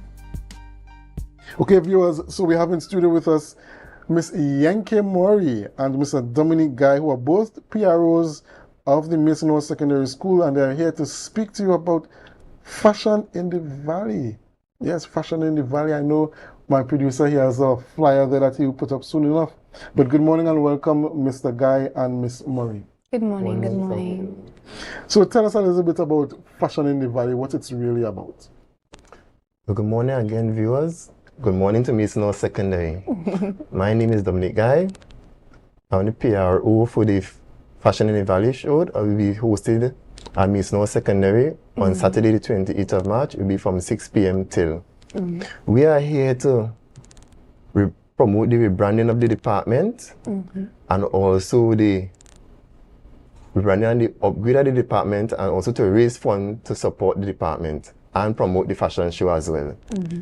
The person in charge of the technical vocation department of the Mason Secondary is Miss Alfred Andrews, myself, Mr. Bowen, Miss Belfon Bishop, Miss Kemisha King, and Miss Victor. Also the assistant to the left hand side of me, Miss Maureen. Okay, so this is an initiative of a department within the school. Yes, so this is the technical vocational department, and we are, well, the purpose of it is basically to raise funds to enhance the physical upgrade of the department. So whether it be foods, it be cosmetology, it be clothing and textile department, all those fall under that umbrella. The Fashion in the Valley came about from the technical vocational department. We want to show the craftsmanships of the teachers there and the students at Mason Secondary School, and how they, well, it's the tech department, so they learn different skills, right? And how we're going to put that together to make sure that the show is effective. The clothing and textile department is going to show 2 collections on the 28th. We have SBAs going on, so the fifth formers would be assisting us. We have an open invitation to all the secondary schools. If it is they cannot show their 3 pieces, we are asking them to show. If they can't show 3 pieces, we are also asking if they have any designers aligned with the clothing and textile department in the school. So past students, they are also invited to show collections, because they would have already have collections on hand, and we know that exams is coming up. So we are asking the schools to send a representative, so there's an open invitation to the secondary schools where that is concerned. The Mason Secondary School, we don't have a 4th form at the moment. So what we are doing is we have reached out to our past students. So we have Tamia, she is coming to show, and also Shireen, Tie-Dye City, she's also coming to show. And we are on the path to rebranding Mason Secondary School, so we have the Isle of Tobago merchandise would be on display as well. We also contacted past students in terms of entertainment. We have Adana Roberts, she will be performing. We also talked to Gerard Panman Balfour, and we engage the parents of a student in the Mason Secondary School. And the Mason alumni as well also has been engaged. We also have other artists like, for example, Dijon Soul, saxophone, Mr. Anton Alexander, and many more. Yeah. So you'll have some prominent alumni there, man. Yeah, man. One of the best. Considered the pride of the valley. And we also have Xavier Edwards. He's performing as well. So, and the Mason Hall dance group. Correct. Yes, so we have a lot of entertainment. We're really trying to use the school's resources. The art department is also displaying the work of the fifth formers, and we have so much. It's so much, but it's really going to be a great initiative, and we hope that it gets bigger and better each year. So it's a fundraising. Yes. So tell us the cost, the price, the location, everything that people could come and support. Right, so the event is going to be hosted at Mason Hall Secondary School. The cost is $100 for adults, and so we're selling tickets, $100 for the adults, and for the children, they would pay at the gate, and it's only $50 for them. All right. You spoke about like artwork that will be on display. Are those pieces also for sale? Yes. Yes. Yes. So, we have one of the best, Mr. Shamari Richardson, as famous artist in Tobago. Yes, so he's our teacher, and he would so he would be heading that area. Okay. So you would definitely see the creativity and the work being displayed, and yes, it's also for sale. Musical director, Mr. Henry Noel, who will also be part of the stage management as well. Another famous director in the area of music. Okay, all right. So we see all of this pieces coming together for the show. What was it like putting together a production like this? Well, it was very time consuming. We had to call all of our stakeholders, also had to call the artists, because whilst we're not always SB time, so as a teacher, as an electronics teacher, as well, prepare my students for exam and SB as well. Sometimes I had to take a busy time off to make sure that you get all persons on board, to make sure that you confirm that they'll be there for that time, and they give them assurance that, we don't have no set of delay or mishaps in that sort. Yes, so it was really a good experience, however, because, our department is different sections. So it's cosmetology, as I said, food, the technical department, electrical, TD. Yes. Let's call it building design. Yeah. So it's a lot of different departments. So we come together and we had a fruitful discussion about how it is we want the show set up, how it is we can advertise and promote the department, because a lot of children come in and, Miss, we want to do this subject because they may have an interest in it and so on, but they never really see collections, how it's actually... And the benefits of it. The benefits of it, how it would actually relate to after you finish school. So yes, we do the garment construction and stuff in school, but they unless they choose it to pursue it in tertiary education or even after school, you do YTEP or whatever classes, they won't see how it's put into the life setting. Yeah. So one thing to know, just to interject here, most people think that the skills department is not really what they say employable, but most people do not know that the skill industry is the backbone of the industry. And a lot of people are not aware of that. So sometimes they take the electronics, the woodwork, the carpentry, the plumbing, the technical drawing, the cosmetology, the coding and the textile, the food and nutrition for granted. Because after when they leave school and they realize well the 8 to 4 job is not enough, they realize how to pick up these same skills that they take for granted at school. And these same skills could actually make you a multi-millionaire. Yeah. Because right now it's about entrepreneurship, and that's the kind of mindset we're trying to push into the train. Do just depend on a government 8 to 4 or sit on URP. It's all about the skills. Because the skills making plenty money. So we're trying to rebrand everything, the whole concept, how persons so the watch entrepreneur. Give it a sense of legitimacy in the minds of persons. Okay, so any closing statements you'd like to make concerning promoting your fashion in the valley?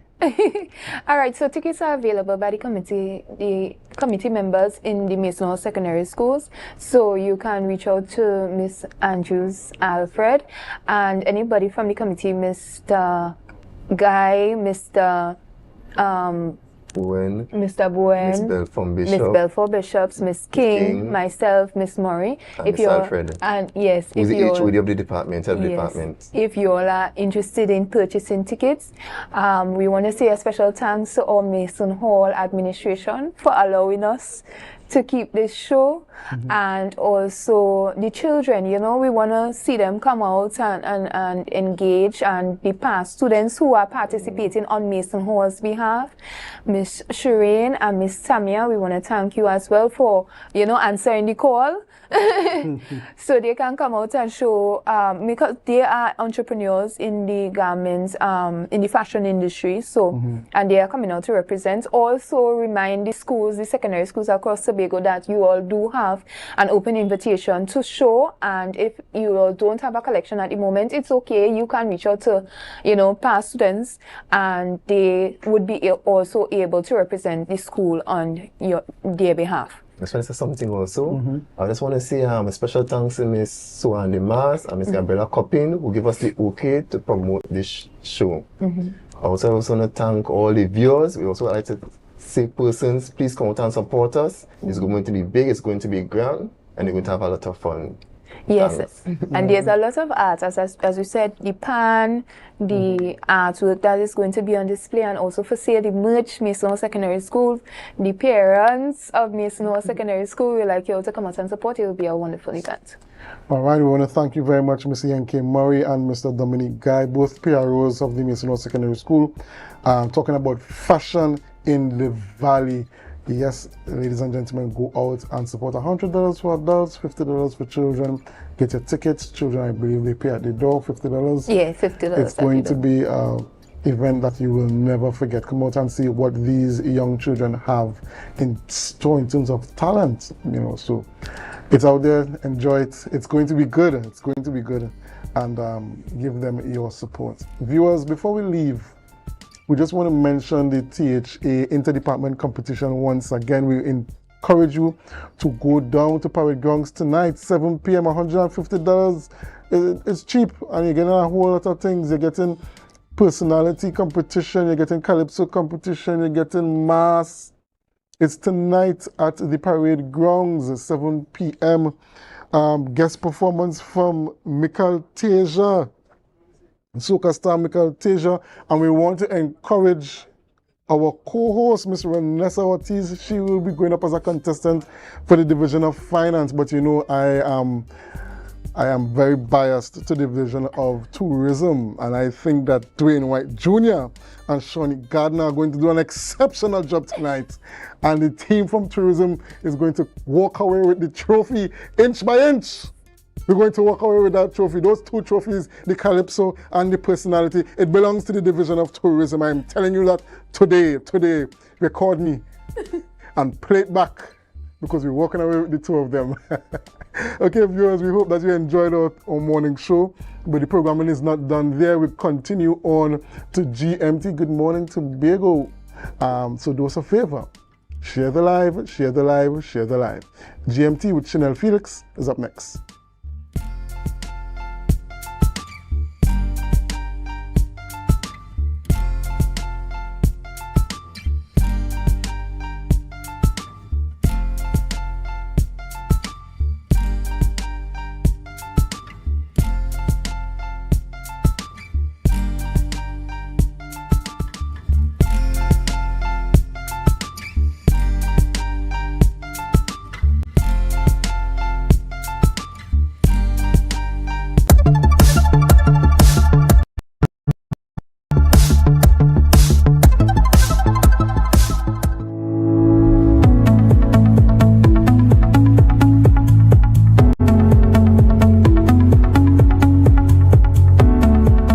Today we are proud to officially open the Roxbury Policy Club Computers Room, a space that represents growth, opportunity, and our commitment to empowering our community through education and technology.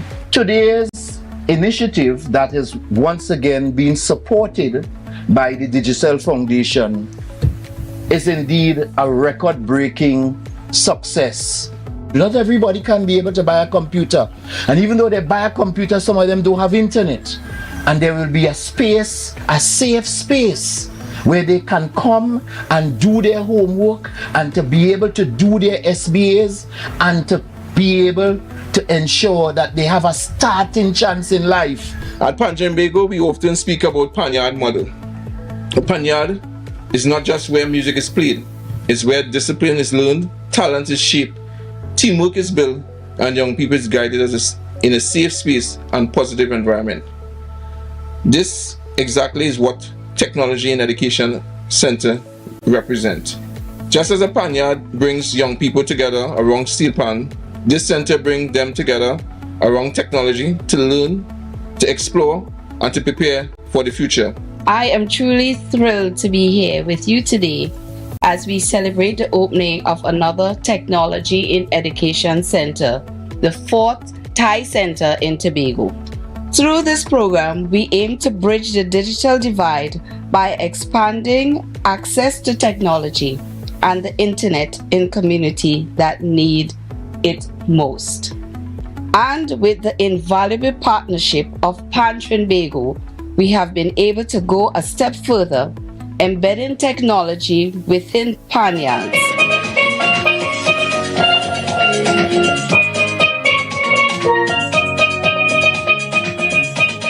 Just to say to the young people and all the persons who will be accessing this facility, you need to show ownership of it. You need to take care of it. And I suppose that in the not too distant future, knowing Mr. Hazel and the Police Youth Club, they're going to expand on it when they look at how many persons are accessing it.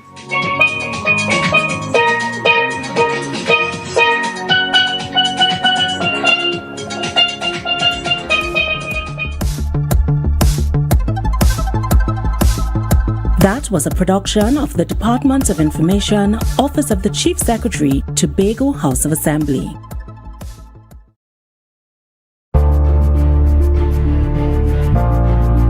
You're viewing Tobago Updates Television, your exclusive gateway to Tobago, broadcasting the beauty of this island paradise to the world.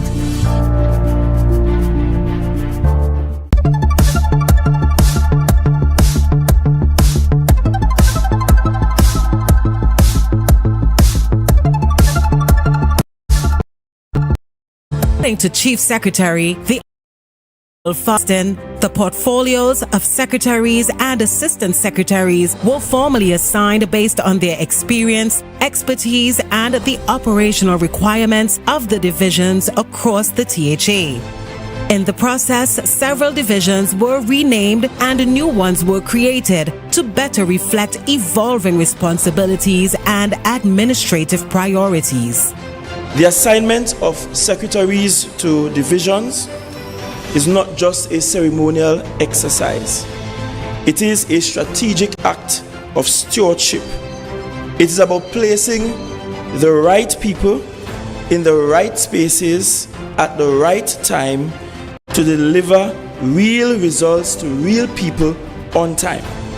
The Honorable Farley Chavez Augustine assumed responsibility as a Chief Secretary after a vote in the House on January 15th.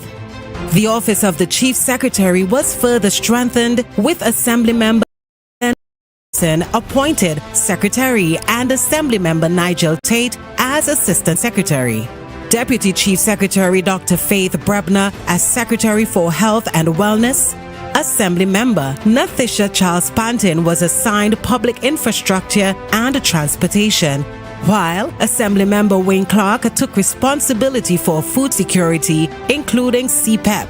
Assembly Member Keegan Denoon was appointed Secretary for Youth Empowerment and Sport, and Assembly Member Zorisha Hackett assumed the leadership of Tourism, Antiquities, and Creative Industries, supported by Assistant Secretary, Assembly Member Nikita Percy. Environmental sustainability and climate resilience were placed under the stewardship of Assembly Member Darren Henry, while Assembly Member Trevor James as Secretary for Strategic Planning and Development. Housing, settlements, and public utilities were assigned to Assembly Member Ricky Joe Field, and Legal Affairs to Councillor Adana Joseph Wallace. Assembly Member Orlando Kerr was appointed Secretary for Education, Skills, and Innovation.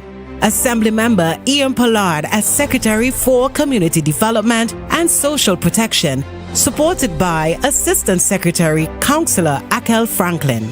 Councillor Petilan Roberts returns as Secretary for Finance, Trade and the Economy, assisted by Assembly Member Kern Alexis. Being from the western side of Tobago, Crown Point to be exact, I think it's someplace fitting for me to be on.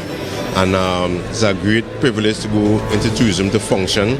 I already have the basic knowledge about what the island need, what the island desire in that area. So being in this field, kind of excited to get the job done. I serve at the request of the Chief Secretary, so whatever position that he would have placed me in, I was willing to serve. So there was no anticipation, but I'm happy to see that I would have left yes to now manage yes. The first thing I have to do is to meet with all the heads of department to see the challenges that they have. And from there we would work to implementing the plans and programs that we have. The policies will be guided by the strategic approach that we have as a party. And so when I get in there, we would know what are the priority areas currently. It falls directly in line with what my life work has been, so I didn't see it as much as a surprise. I have a lot of vision in order to transform the division of settlements. You see, the responsibility of government is to reach to the people and assist the people. And I think with my expertise, I will do very well there. I considered that the chief might put me in education because of my background, but I was not sure. I think one of the main things is to continue the work that has started, because Secretary Hackett would have started a lot of new policies within the division and I certainly intend to continue with those policies. But as the Chief Secretary said, we have always fallen short with special education. We have always fallen short with even our level of delivery within our district. So that these are some of the things that we need to hit the ground running. The Tobago-centric curriculum and all of those things must be a reality within the next 4 years. With portfolios assigned and responsibilities clearly defined, the Assembly members are now positioned to carry out their various tasks. That was a production of the Department of Information, Office of the Chief Secretary, Tobago House of Assembly.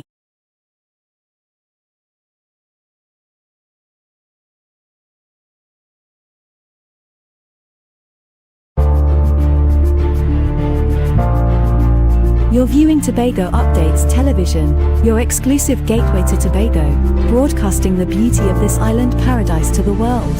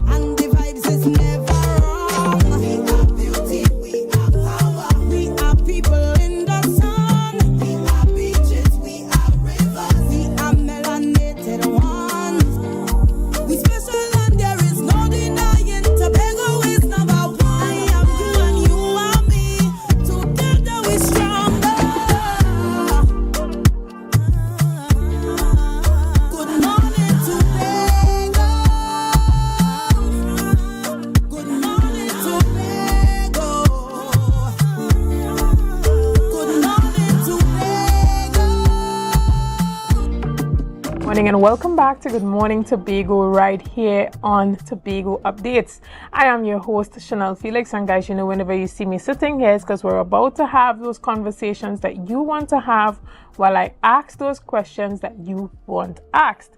Now, this morning, you know, we're gonna give you a quick look at the traffic report that's happening on the highway there. You just had a little bit of a glimpse of that. And what you're looking at here is the Claude Noel Highway, and we are seeing a smooth flow of traffic that's heading both east and westbound. What you're looking at here currently is the Signal Hill traffic light right at the bottom of the Signal Hill Comprehensive Secondary School, and as you can see, relatively smooth flow of traffic, no pileup in this area at this time. This is, you know, the regular traffic that we usually expect during this rush hour. You know, when we think about the pileup, there's always that particular location that we look for that pileup, and that's as soon as you're approaching that Bishop's High School crossover area there, going straight down to Wilson Road. Other than that, there's a smooth flow and you can get to your destination without any disruptions this morning. If you are heading into Scarborough or if you are heading west in the Crown Point direction.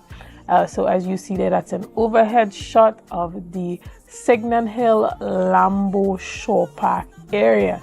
If you're outside of Tobago and you're looking on, I'm sorry that you are not on this beautiful island this morning. Now we have some great weather and beautiful scenery. Ladies and gentlemen, again, thank you. And you're seeing that little bit of a pileup that's happening there at the Spring Garden traffic light right at the Spring Garden gas station there.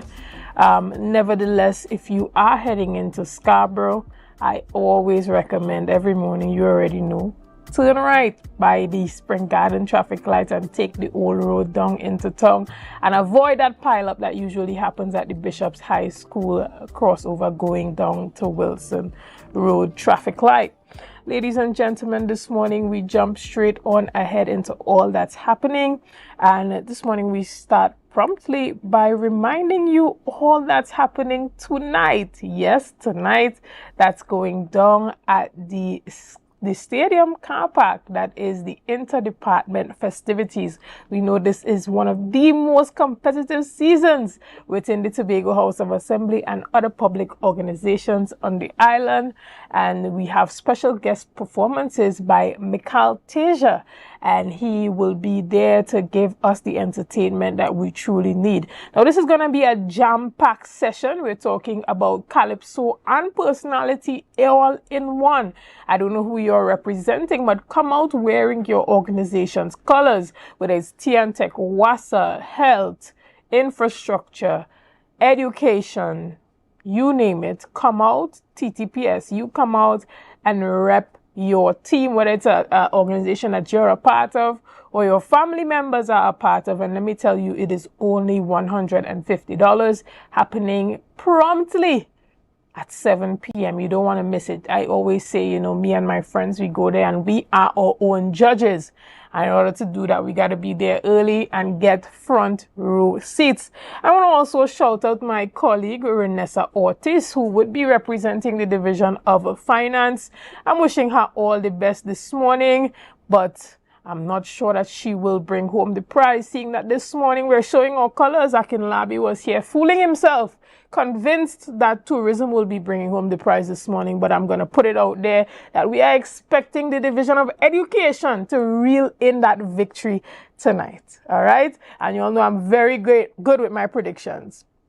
So good that people often think that it's rigged, because how did you know?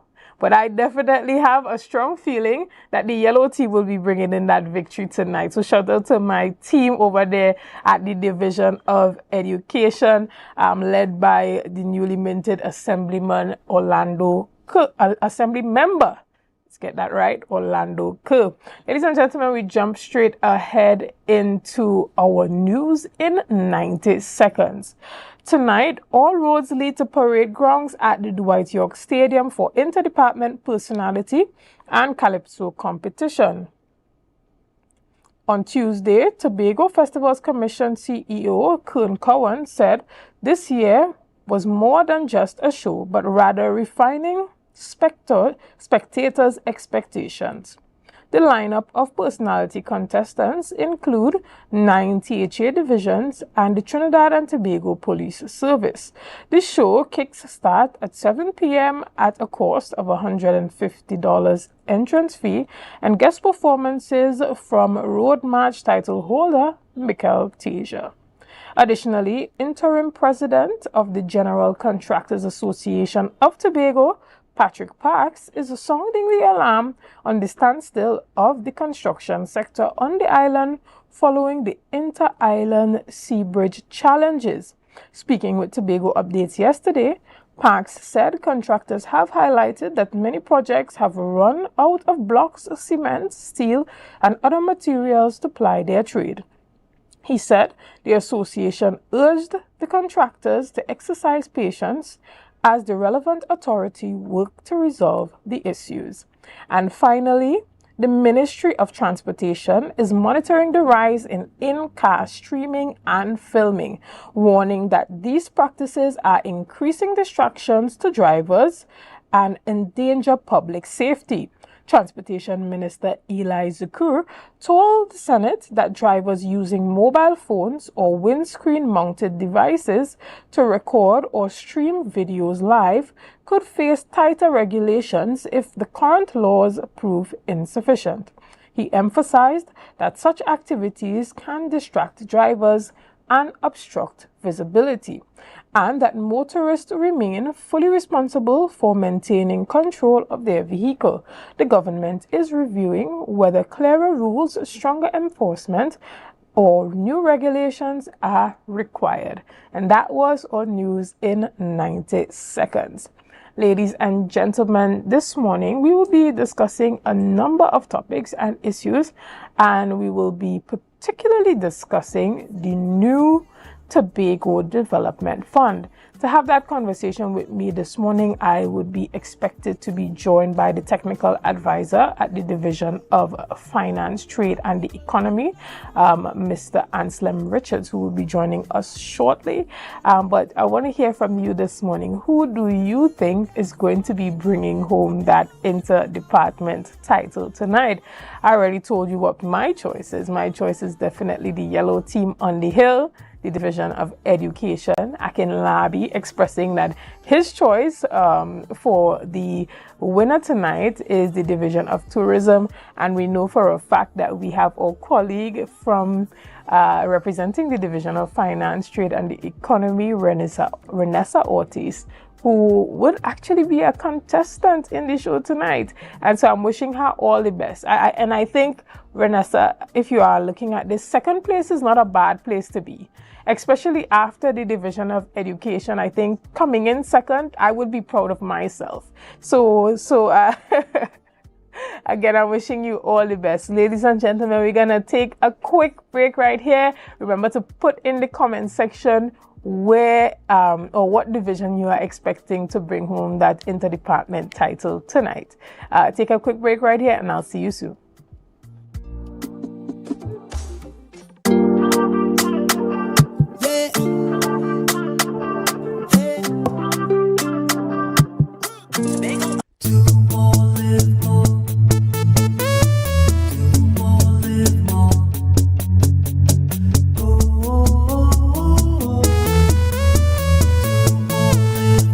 This is how it's gonna go. They better look up and low, 'cause this is your show, and everybody's gonna know. Say it to them once again. They better look up and low. This is your show, and everybody's gonna know. That's how it's gonna go. They better look up below, 'cause this is your show. Live more. Tobago, it's Carnival. The vibe, the event space formerly known as Shade, for the court Tobago, says, let's celebrate Carnival. Bring your coolers every Friday and Saturday, starting from Friday the 30th of January till Carnival week, and pay $50 at the door with your cooler all night. No ice, no chaser allowed. Top DJ and artists passing through every Friday and Saturday. To pre-book your cabanas, call 369-6414 and 394-3612 or email iwamg@gmail.com. And this promotion is going on until Easter. Gates open at 9 p.m. It's rum, it's bacchanal. Bring your coolers and come. Been down this road before. All that left is rum and bacchanal. This is Carnival. Coming up, fets, pan, parades, soca. Yes, Carnival is in full swing. Artists from all over added their strokes to Antigua and Barbuda's canvas. A boost for these Barbadian projects through the power to make a difference. Equal servings of culture and good cheer. It's Caribbean Passport TV, right here on this station.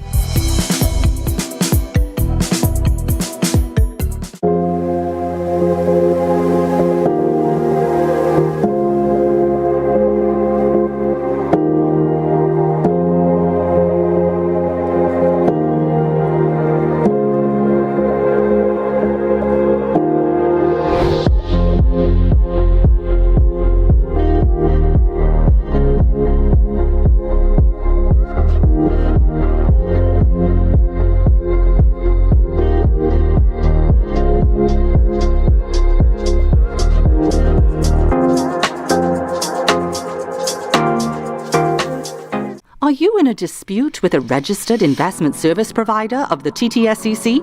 Or maybe you're the victim of an investment scam?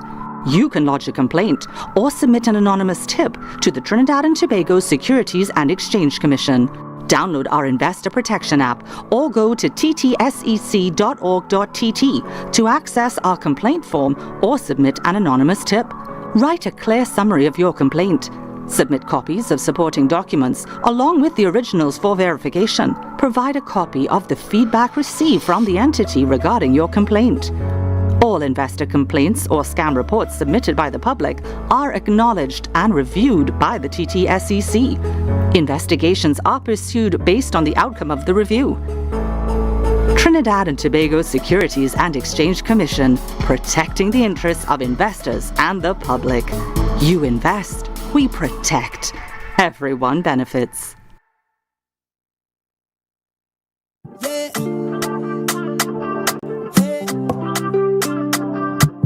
Tobago updates. Good morning, Tobago.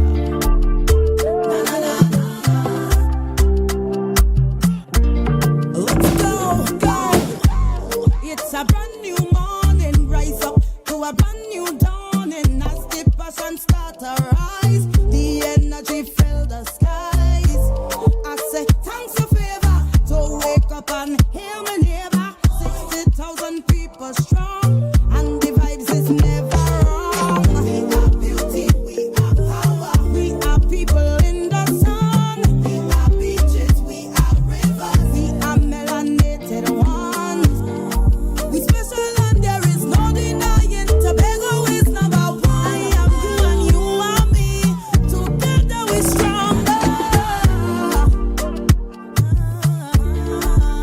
Good morning, Tobago. Good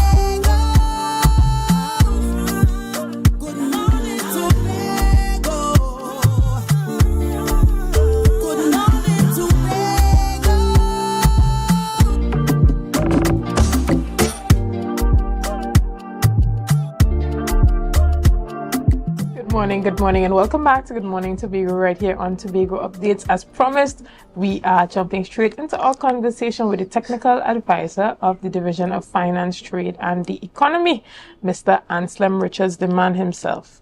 Good morning and welcome. Good morning. Thanks for having me. Good morning, Tobago. Good morning, world, wherever in it you are. Right. Now, we have heard so much conversation surrounding the Tobago Development Fund, from its introduction to shifting the way that the Tobago House of Assembly funds its businesses to a more sustainable model, you know, being able to sustain the small and medium enterprises on the island. We heard it being a huge part of the Chief Secretary's blueprint that he discussed during the campaign trail, and ultimately within that development strategy for the island, or development pathway, as has been expressed. Tell us a bit about where that is at the moment, and is it to the place where persons can tap in and begin benefiting from it as it is now? Okay, so very important, and your preface is on point. The Tobago Development Fund will play a critical role in the socio-economic transformation of Tobago, taking us to that place of becoming the greatest circle island on the planet. What it represents institutional response to our development financing strategy. Now, we have a long historical issue of underfunding on the development side of our budget programming. And therefore, since 2020, when the Hochul Charles administration was in place, that development bank concept found its way in the 15 years development plan that was done by Dr. Varner James and the PIDI, of which I was a part. But what happened is that from that period to now, the successive administration didn't have the courage and the strength to execute the program. And therefore, when the Farley administration came in 2021, he made that a priority project. And we're at the place where the institution is up, and I could say running.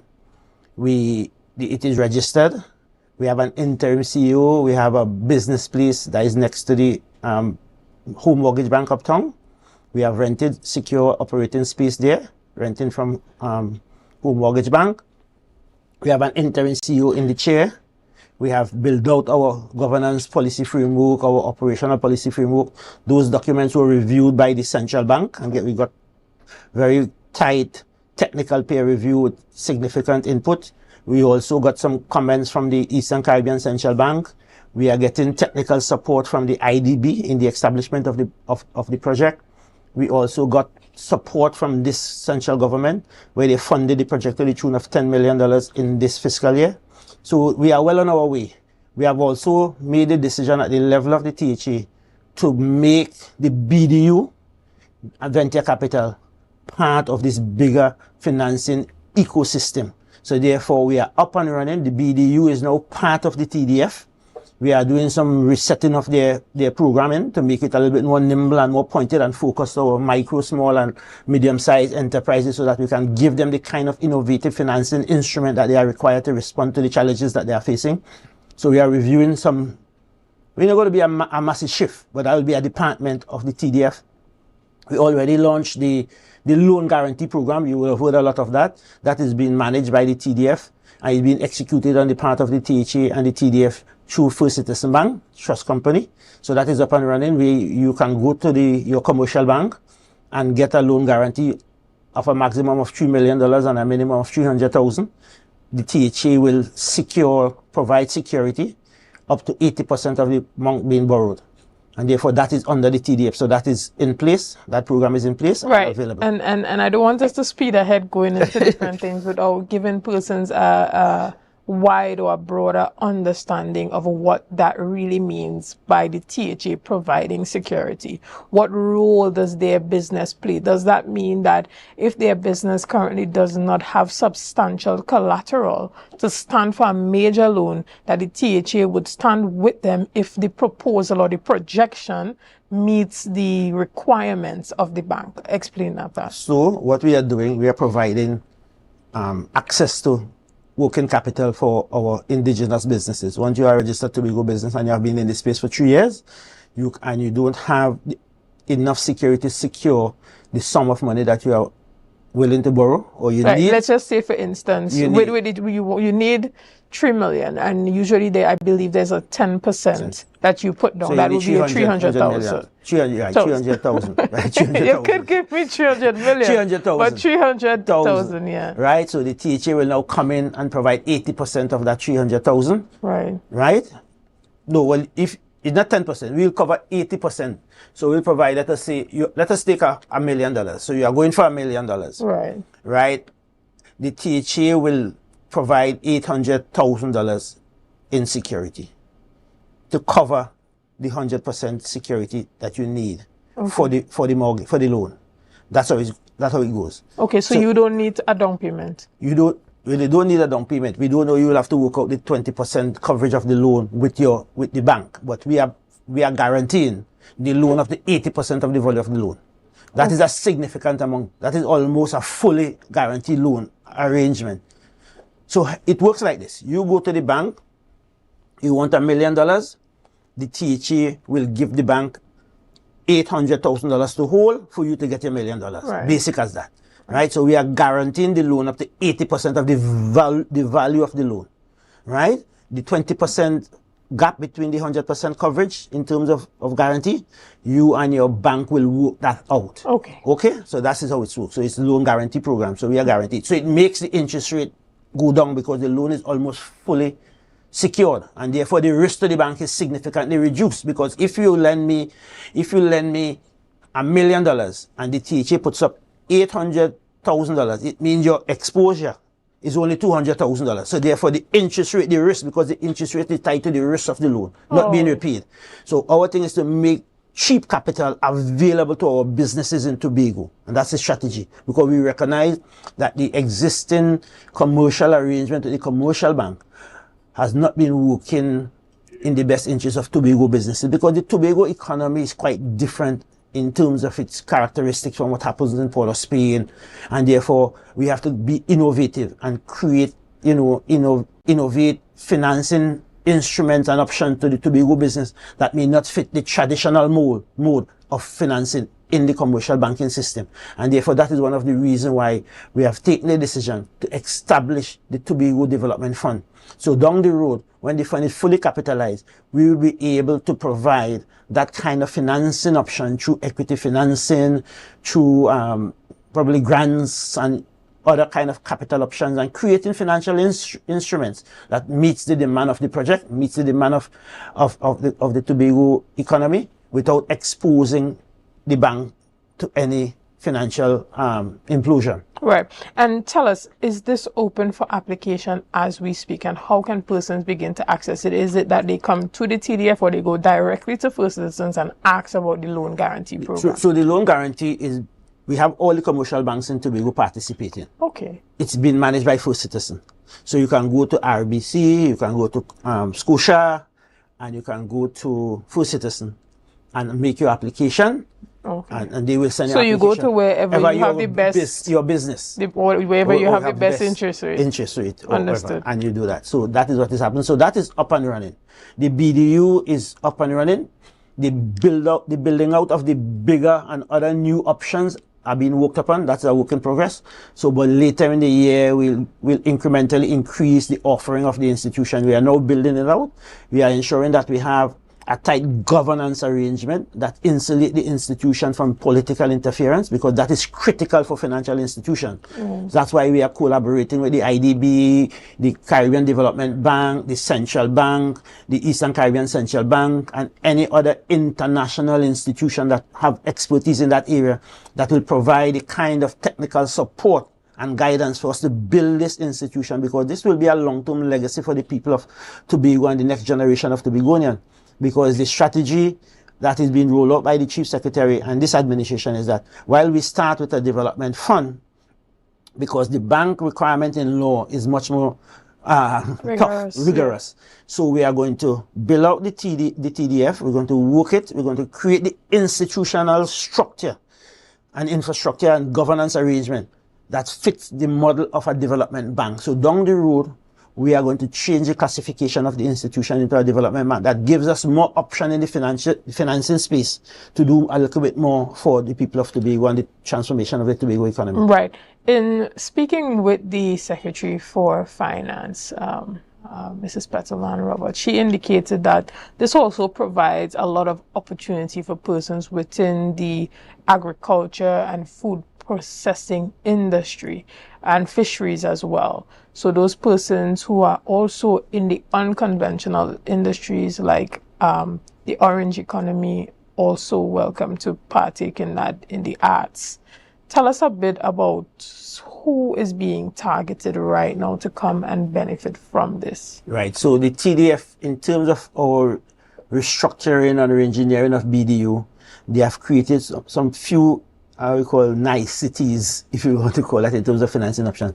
So there's a vehicle financing 100% for our fishermen and our agriculture people, because we know transportation is a critical part in those industries. So BDU is executing that under the BDU department of the TDF is executing that. There is one for the agro processors where we provide financing up to $50,000 and more. As a matter of fact, the BDU, you can get a loan at the BDU a maximum of $250,000. So what we have done, the BDU upper limit is $250,000. Then the loan guarantee kicks in after that. So to take you up to $3 million, right? So in the BDU portfolio of financing options, we have those new initiatives. There's a female entrepreneurial. I saw that. You saw that one? Yeah. So if you emerging as an entrepreneur, you can go there. There's a special program for female. There's a special financing option for fishermen, agro processors. So there's a whole basket of options. We are also targeting our young creatives, the orange economy. Right. So we are providing, for instance, there's a guy at the Division of Finance called Cartel. I think it's Cartel. He sings and so forth. I think he sang at the award ceremony. Okay. Carter, probably Carter, not Cartel, Carter. Sorry. Cartel is a Jamaican. Carter. So persons like him, you look at him and you probably give him some financial assistance so that he can probably have his CD done, release his record, do the music, upgrade the music, the background music, do the video and all of that. Is that live right now? This particular financing option for the orange economy, is this in the form of a grant or of a loan? But both, depending on where you want to go. So there's a $25,000 grant at BDU. Right. That you can have access to deliver on these options. And you can get your loan up to a maximum of $250,000. So each way you want to dance, the music is playing for you. Right, okay. At the BDU. Right. Depending on which tune you want or which kind of dance you want to do. Understood. There's a financing option there to move to to swing to your rhythm. Understood. But we're going to take a quick break right here, and we'll be back with more discussions on your financial opportunities and options as it pertains to the Tobago Development Fund on the island. How can you or your business or someone you know benefit from all the opportunities that are being presented at this time? We'll return with much more discussion on this with the technical advisor of the Division of Finance, Trade and the Economy, Anselm Richards, after this break. See you soon. Yes, you come in. Long time I see you. This station complete. Ready for children party. Mommy! Jay, you can't go nowhere with these children.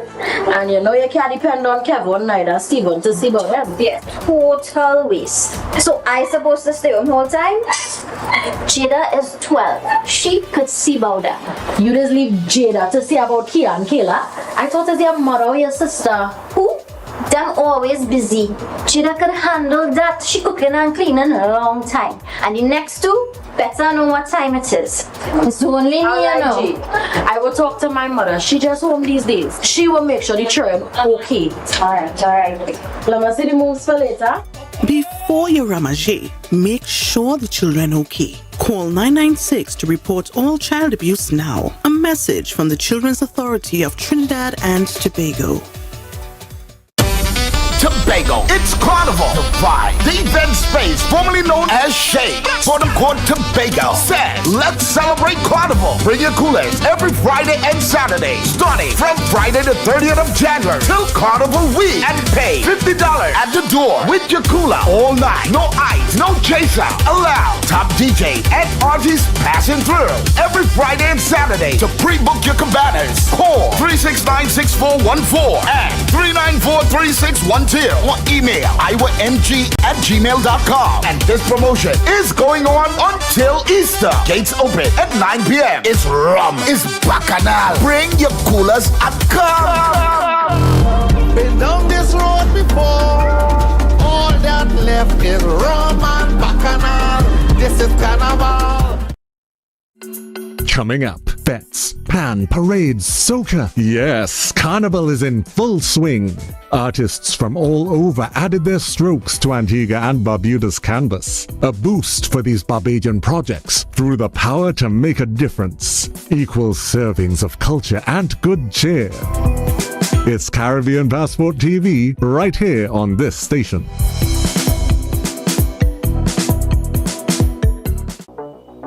Tobago. The sun is rising, and so are the conversations that matter, from the economy to education, from healthcare to community voices. No spin, no fluff, just facts, truth, and clarity. Join me, Lavian, as we cover the issues that shape our lives, the stories we can't ignore. We bring them to the table and ask the questions you want answered. The Caribbean is more than just a place. It's a spirit, resilient, vibrant, and full of possibility. Rooted in connection, driven by community. It's who we are at the heart of everything we do. For over 150 years, we've been right here, invested in the Caribbean, its people, and its progress. And today, we're going even further.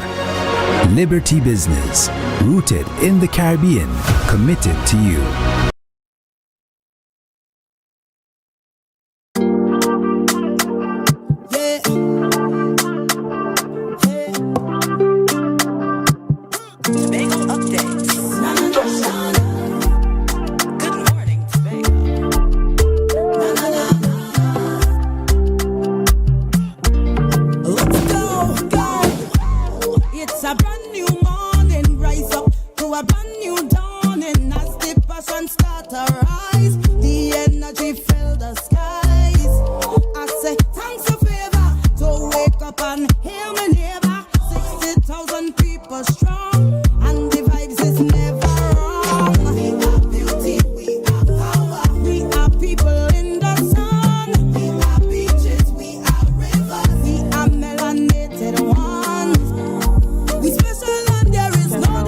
Back to the Good Morning Tobago, and you are seeing an overhead shot of the Wilson Road traffic light Scarborough at the Claude Noel Highway. And as you see, there's a smooth flow of traffic during this time. No backups, so you can get to your destination quickly. And we know that at this time there's usually that bit of a slow moving traffic between the Wilson Road traffic light and the Bishop's High School walkover if you're heading eastbound. But this morning it's better than we usually see it at this time. So if you are traversing the highways and you are heading into Scarborough, you should have no problem at this time. And you know, if you're heading westbound, then there's smooth running for you on the road. There's really no problems happening there. As you can see, we are showing you a bit of an overview of the Pentecostal Light and Life Foundation High School, going all the way up on the Claude Noel Highway towards Bishop's High School there, and the walk over. You're seeing there always an amazing view of this beautiful island. Ladies and gentlemen, welcome back. We are having our conversation as it pertains to financing options, grants, loan guarantee programs, equity funding from the Tobago House of Assembly. What does that look like, and what would it look like in the future for small, medium, and micro enterprises on the island? Do you have an existing business that needs more capital to expand into some of the ideas for development and expansion that you are proposing? Or are you still in that phase of trying to recover from the COVID-19 pandemic? Well, these are some options that have been presented by the Tobago Development Fund, by the technical advisor of the Division of Finance, Mr. Anselm Richards. Welcome back. Thank you. Right. And persons are within a number of different sectors and industries and looking for the type of assistance or just opportunities to enhance what they already have. What advice do you have for persons who have already been in business for years, who possibly have a number of popular businesses throughout the island, who think, you know what, me not fight up with them and them think that me know what they're trying to do? Well, what advice do you have for that particular demographic? Well, I would advise them to do a critical assessment of where they are in terms of their business cycle. Look at where the economy is going and look at opportunity to diversify or scale your operation. For instance, if you are in the tourism sector, there's a whole basket of projects and programs that is designed to be implemented to expand our tourism uptake in the coming years. That provides a lot of opportunity for our indigenous businesses. There's also a grant, there's also some funding at the Division of Tourism, we call it Tourism Infrastructure Development. I think it's a grant, I can't remember the correct, but there's some funding there where business people have been accessing financial support in the tourism sector, like you want to do some renovation and upgrading. That funding is being provided through the Tourism Infrastructure Development Fund at the Division of Tourism. We are also moving, and we have been in conversation with the central government. There's a tourism fund that was a Tobago Tourism Development Fund that was being managed by, that seek to provide the same level of loan guarantee to for businesses in the tourism sector. That project was being executed, or program was being executed by the Exim Bank, the Trinidad and Tobago Export-Import Bank, and therefore, with the TDF coming on board, we think it will be better housed here in Tobago if it is intended for Tobago businesses. So the Tobagonian businesses will have easier reach and access to that program. So we are in the conversation with the central government to have that program transferred to the Tobago Development Fund to bring it home to the people who it was intended for. So we are looking at that. I think that will provide another pool of funding that is available to drive the transformation and development of the tourism sector. So there is some opportunities there, and I'm advising all our business operators in the tourism sector to really take a look at the blueprint and see where we are going with the tourism sector, and pivot and shift your business and position yourself. Because there's an old time saying in our culture that if you don't put out your bucket when you fall, you're not catch no water. So you have to look ahead of the game and see where the trend, and look at the trend at where the island is going, where the economy is going, and then you start making the small adjustment to your business. So when the opportunity comes, you would have been prepared to uptake those opportunities. So that is in the tourism sector. Well, largely, in the distribution sector, which is basically what defines the Tobago economy, distribution, you buy and you sell. There are opportunities there in the loan guarantee program where you can, if you have been operating and you are facing significant cash flow challenges or working capital challenges coming out from the impact or the backwash of the COVID-19, well, the loan guarantee is an instrument that, or a project or a program that is available to you. So you can go and get up to $3 million. I find that 300 million sounding nice, you know, that is probably something that we need to look at, or we need to do a $300 million project somewhere in Tobago in short order, but that is coming. So that is available.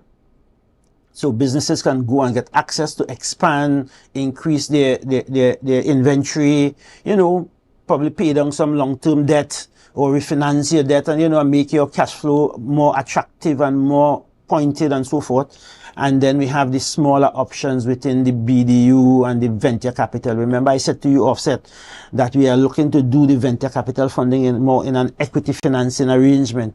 Probably we can even engage in what we call PPP. So if you are a private person and you have a good proposal through the THA, you can organize and do a public-private partnership arrangement and provide, and THA can invest equity into the program and be a shareholder and then benefit from whatever profit will be made for distribution. The THA will have income coming in. So those are some of the models that we are looking at, because we cannot continue as with where we are going as business as usual. There has to be a point of inflection where we change direction, we change the way we do business, we create new opportunities. Because one of the things we want to do is from the community level, we want to create sustainable community economies across communities, across villages, and across the island. So if you're in Charlottesville, there must be sufficient economic activity in the Charlottesville economy to sustain a significant part of livelihood in Charlottesville, Speyside. And you can do some regional projects, because if you look at what the assets are in Charlottesville, Speyside, along that coastline with the sea and all of that, the blue economy offers a lot of opportunity there in terms of tourism. What you do with the resources from the sea, how do you monetize all those opportunities? Remember, Speyside has the largest marine coral in the Western Hemisphere. How do we monetize that? We have the Goat Island. How do we create a nice package of ecotourism around that catchment area, feeding it back into the man on the biosphere, which is the rainforest? So there's a lot of opportunity, and we are thinking these things through, because we want to build it out from the community. Because everything we do in Tobago, remember, is for Tobagonians, because Tobago is we. And we building those things, we want to create a future of opportunities for Tobagonians. No matter where you are, you must have the opportunity of your choice to self-actualize. And that's the vision of this administration. Right. And finally, the Chief Secretary spoke pointedly about the Friendship Estate and turning that into somewhat of a development hub. You know, being close to the airport, having different sectors present in that area. He spoke about the, I think it's the racing. Right. So we have a few projects targeted for that area. He spoke about the water park. The water park. There's also an agricultural project there, and other things that are carried for that area. How can persons get in on the development that's happening within that area? And what are some of the other things that are being proposed? Right. So what we have to do, well, there are some things that have been approved, designated for that area, but there still needs to be a more thorough land use planning exercise. And that is what the new Division of Strategic Planning and will be doing under Dr. J. I say Dr. J. Well, probably coming events do cast their shadow. Trevor James, Secretary James, he'll be looking at that. So what we'll do a complete topography survey, look at the land, its capabilities, what are some of the industries we can establish, how we can maximize the use of the land. Is there an opportunity for a marina and a hotel in that area? So when the yachts come to dock the boat during the hurricane season, there's enough commercial activities to extract spending from them. Those are some of the things. So we have to do a whole entire spatial planning project, looking at the land use capability, where we want to place certain things, because we just can't go placing things all over the island. We have to create certain development zone or you know, in those areas and so forth. How do we how do we build out a greater town of Scarborough? Scarborough is landlocked. There is very little else we can do in Scarborough. Are we to now build the greater Scarborough going west or going east? Those are some of the things that are occupying the mind and attention of this administration. But we have to do the technical work. We have to do the assessment, do the calculation, and ensure that when we drop the development anchor, it will hold, because we know we have done all the technical work and the decisions we are making have been informed by data and scientific consideration and even socio-economic needs of the people of Tobago for sustainability. Understood. And even as we wrap up our discussion this morning, is there anything you want to say to Tobagonians listening as it pertains to going out and truly taking advantage of the opportunities that are being presented? But what I will say to all Tobagonians, all of us, make some time, make yourself familiar with the blueprint, what is being proposed by this administration, because there will be a lot of employment opportunities coming through, a lot of small business opportunities. And if you are not aware of how these things are going to happen, you will not be able to position yourself to benefit from it. It will also empower you with the knowledge and understanding of what your government proposes to do for you and your island in the next 4 years, and how you can look at them and keep them accountable, especially in a time when we have no opposition watchdog. You, the people of Tobago, now has to become the opposition. And when I say opposition, not opposing what the government is doing, but keeping your government in check, ensuring that they are delivering on the promises.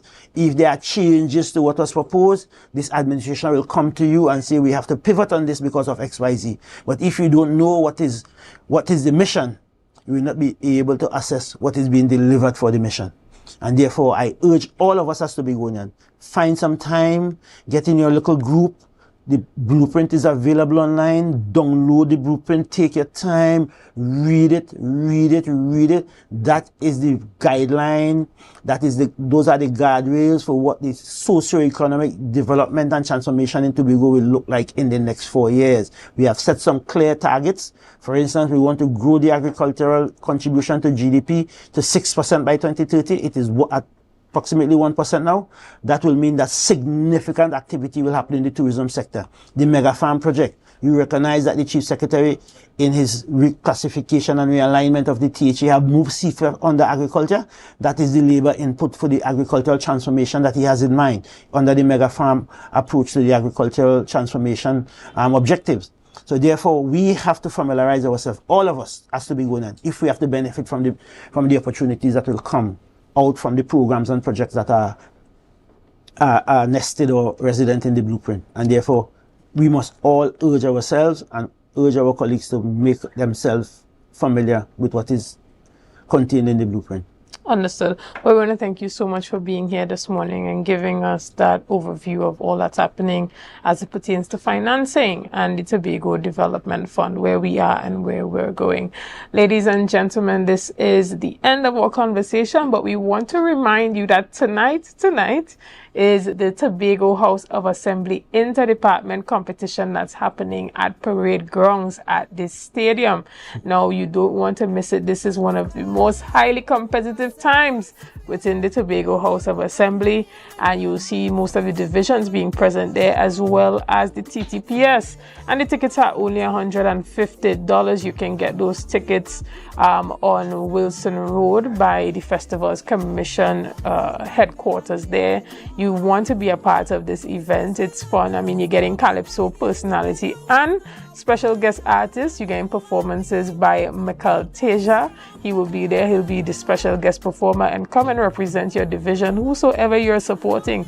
You'll already know I'll be supporting the yellow team, but I'm still sending all the best regards out there to my colleague Renessa Ortiz from the Division of Finance, Trade and the Economy. As I said, second place is not a bad place to be after the Division of Education, all right? Ladies and gentlemen, you know you want to be there. Be Square Tobago Updates, however, will be bringing you live broadcast of the event tonight. We'll be giving you all those overhead amazing shots that you are getting used to here at Tobago Updates. We're going to give you 360-degree coverage of that event tonight. Ladies and gentlemen, I want to thank you so much for being a part of this morning's discussions. Thank you for your likes, your shares, and your comments, and all that you have been doing and continue to do to make Tobago Updates the #1 broadcaster here on the island of Tobago. Again, I am Chanel Felix, and have a wonderful day.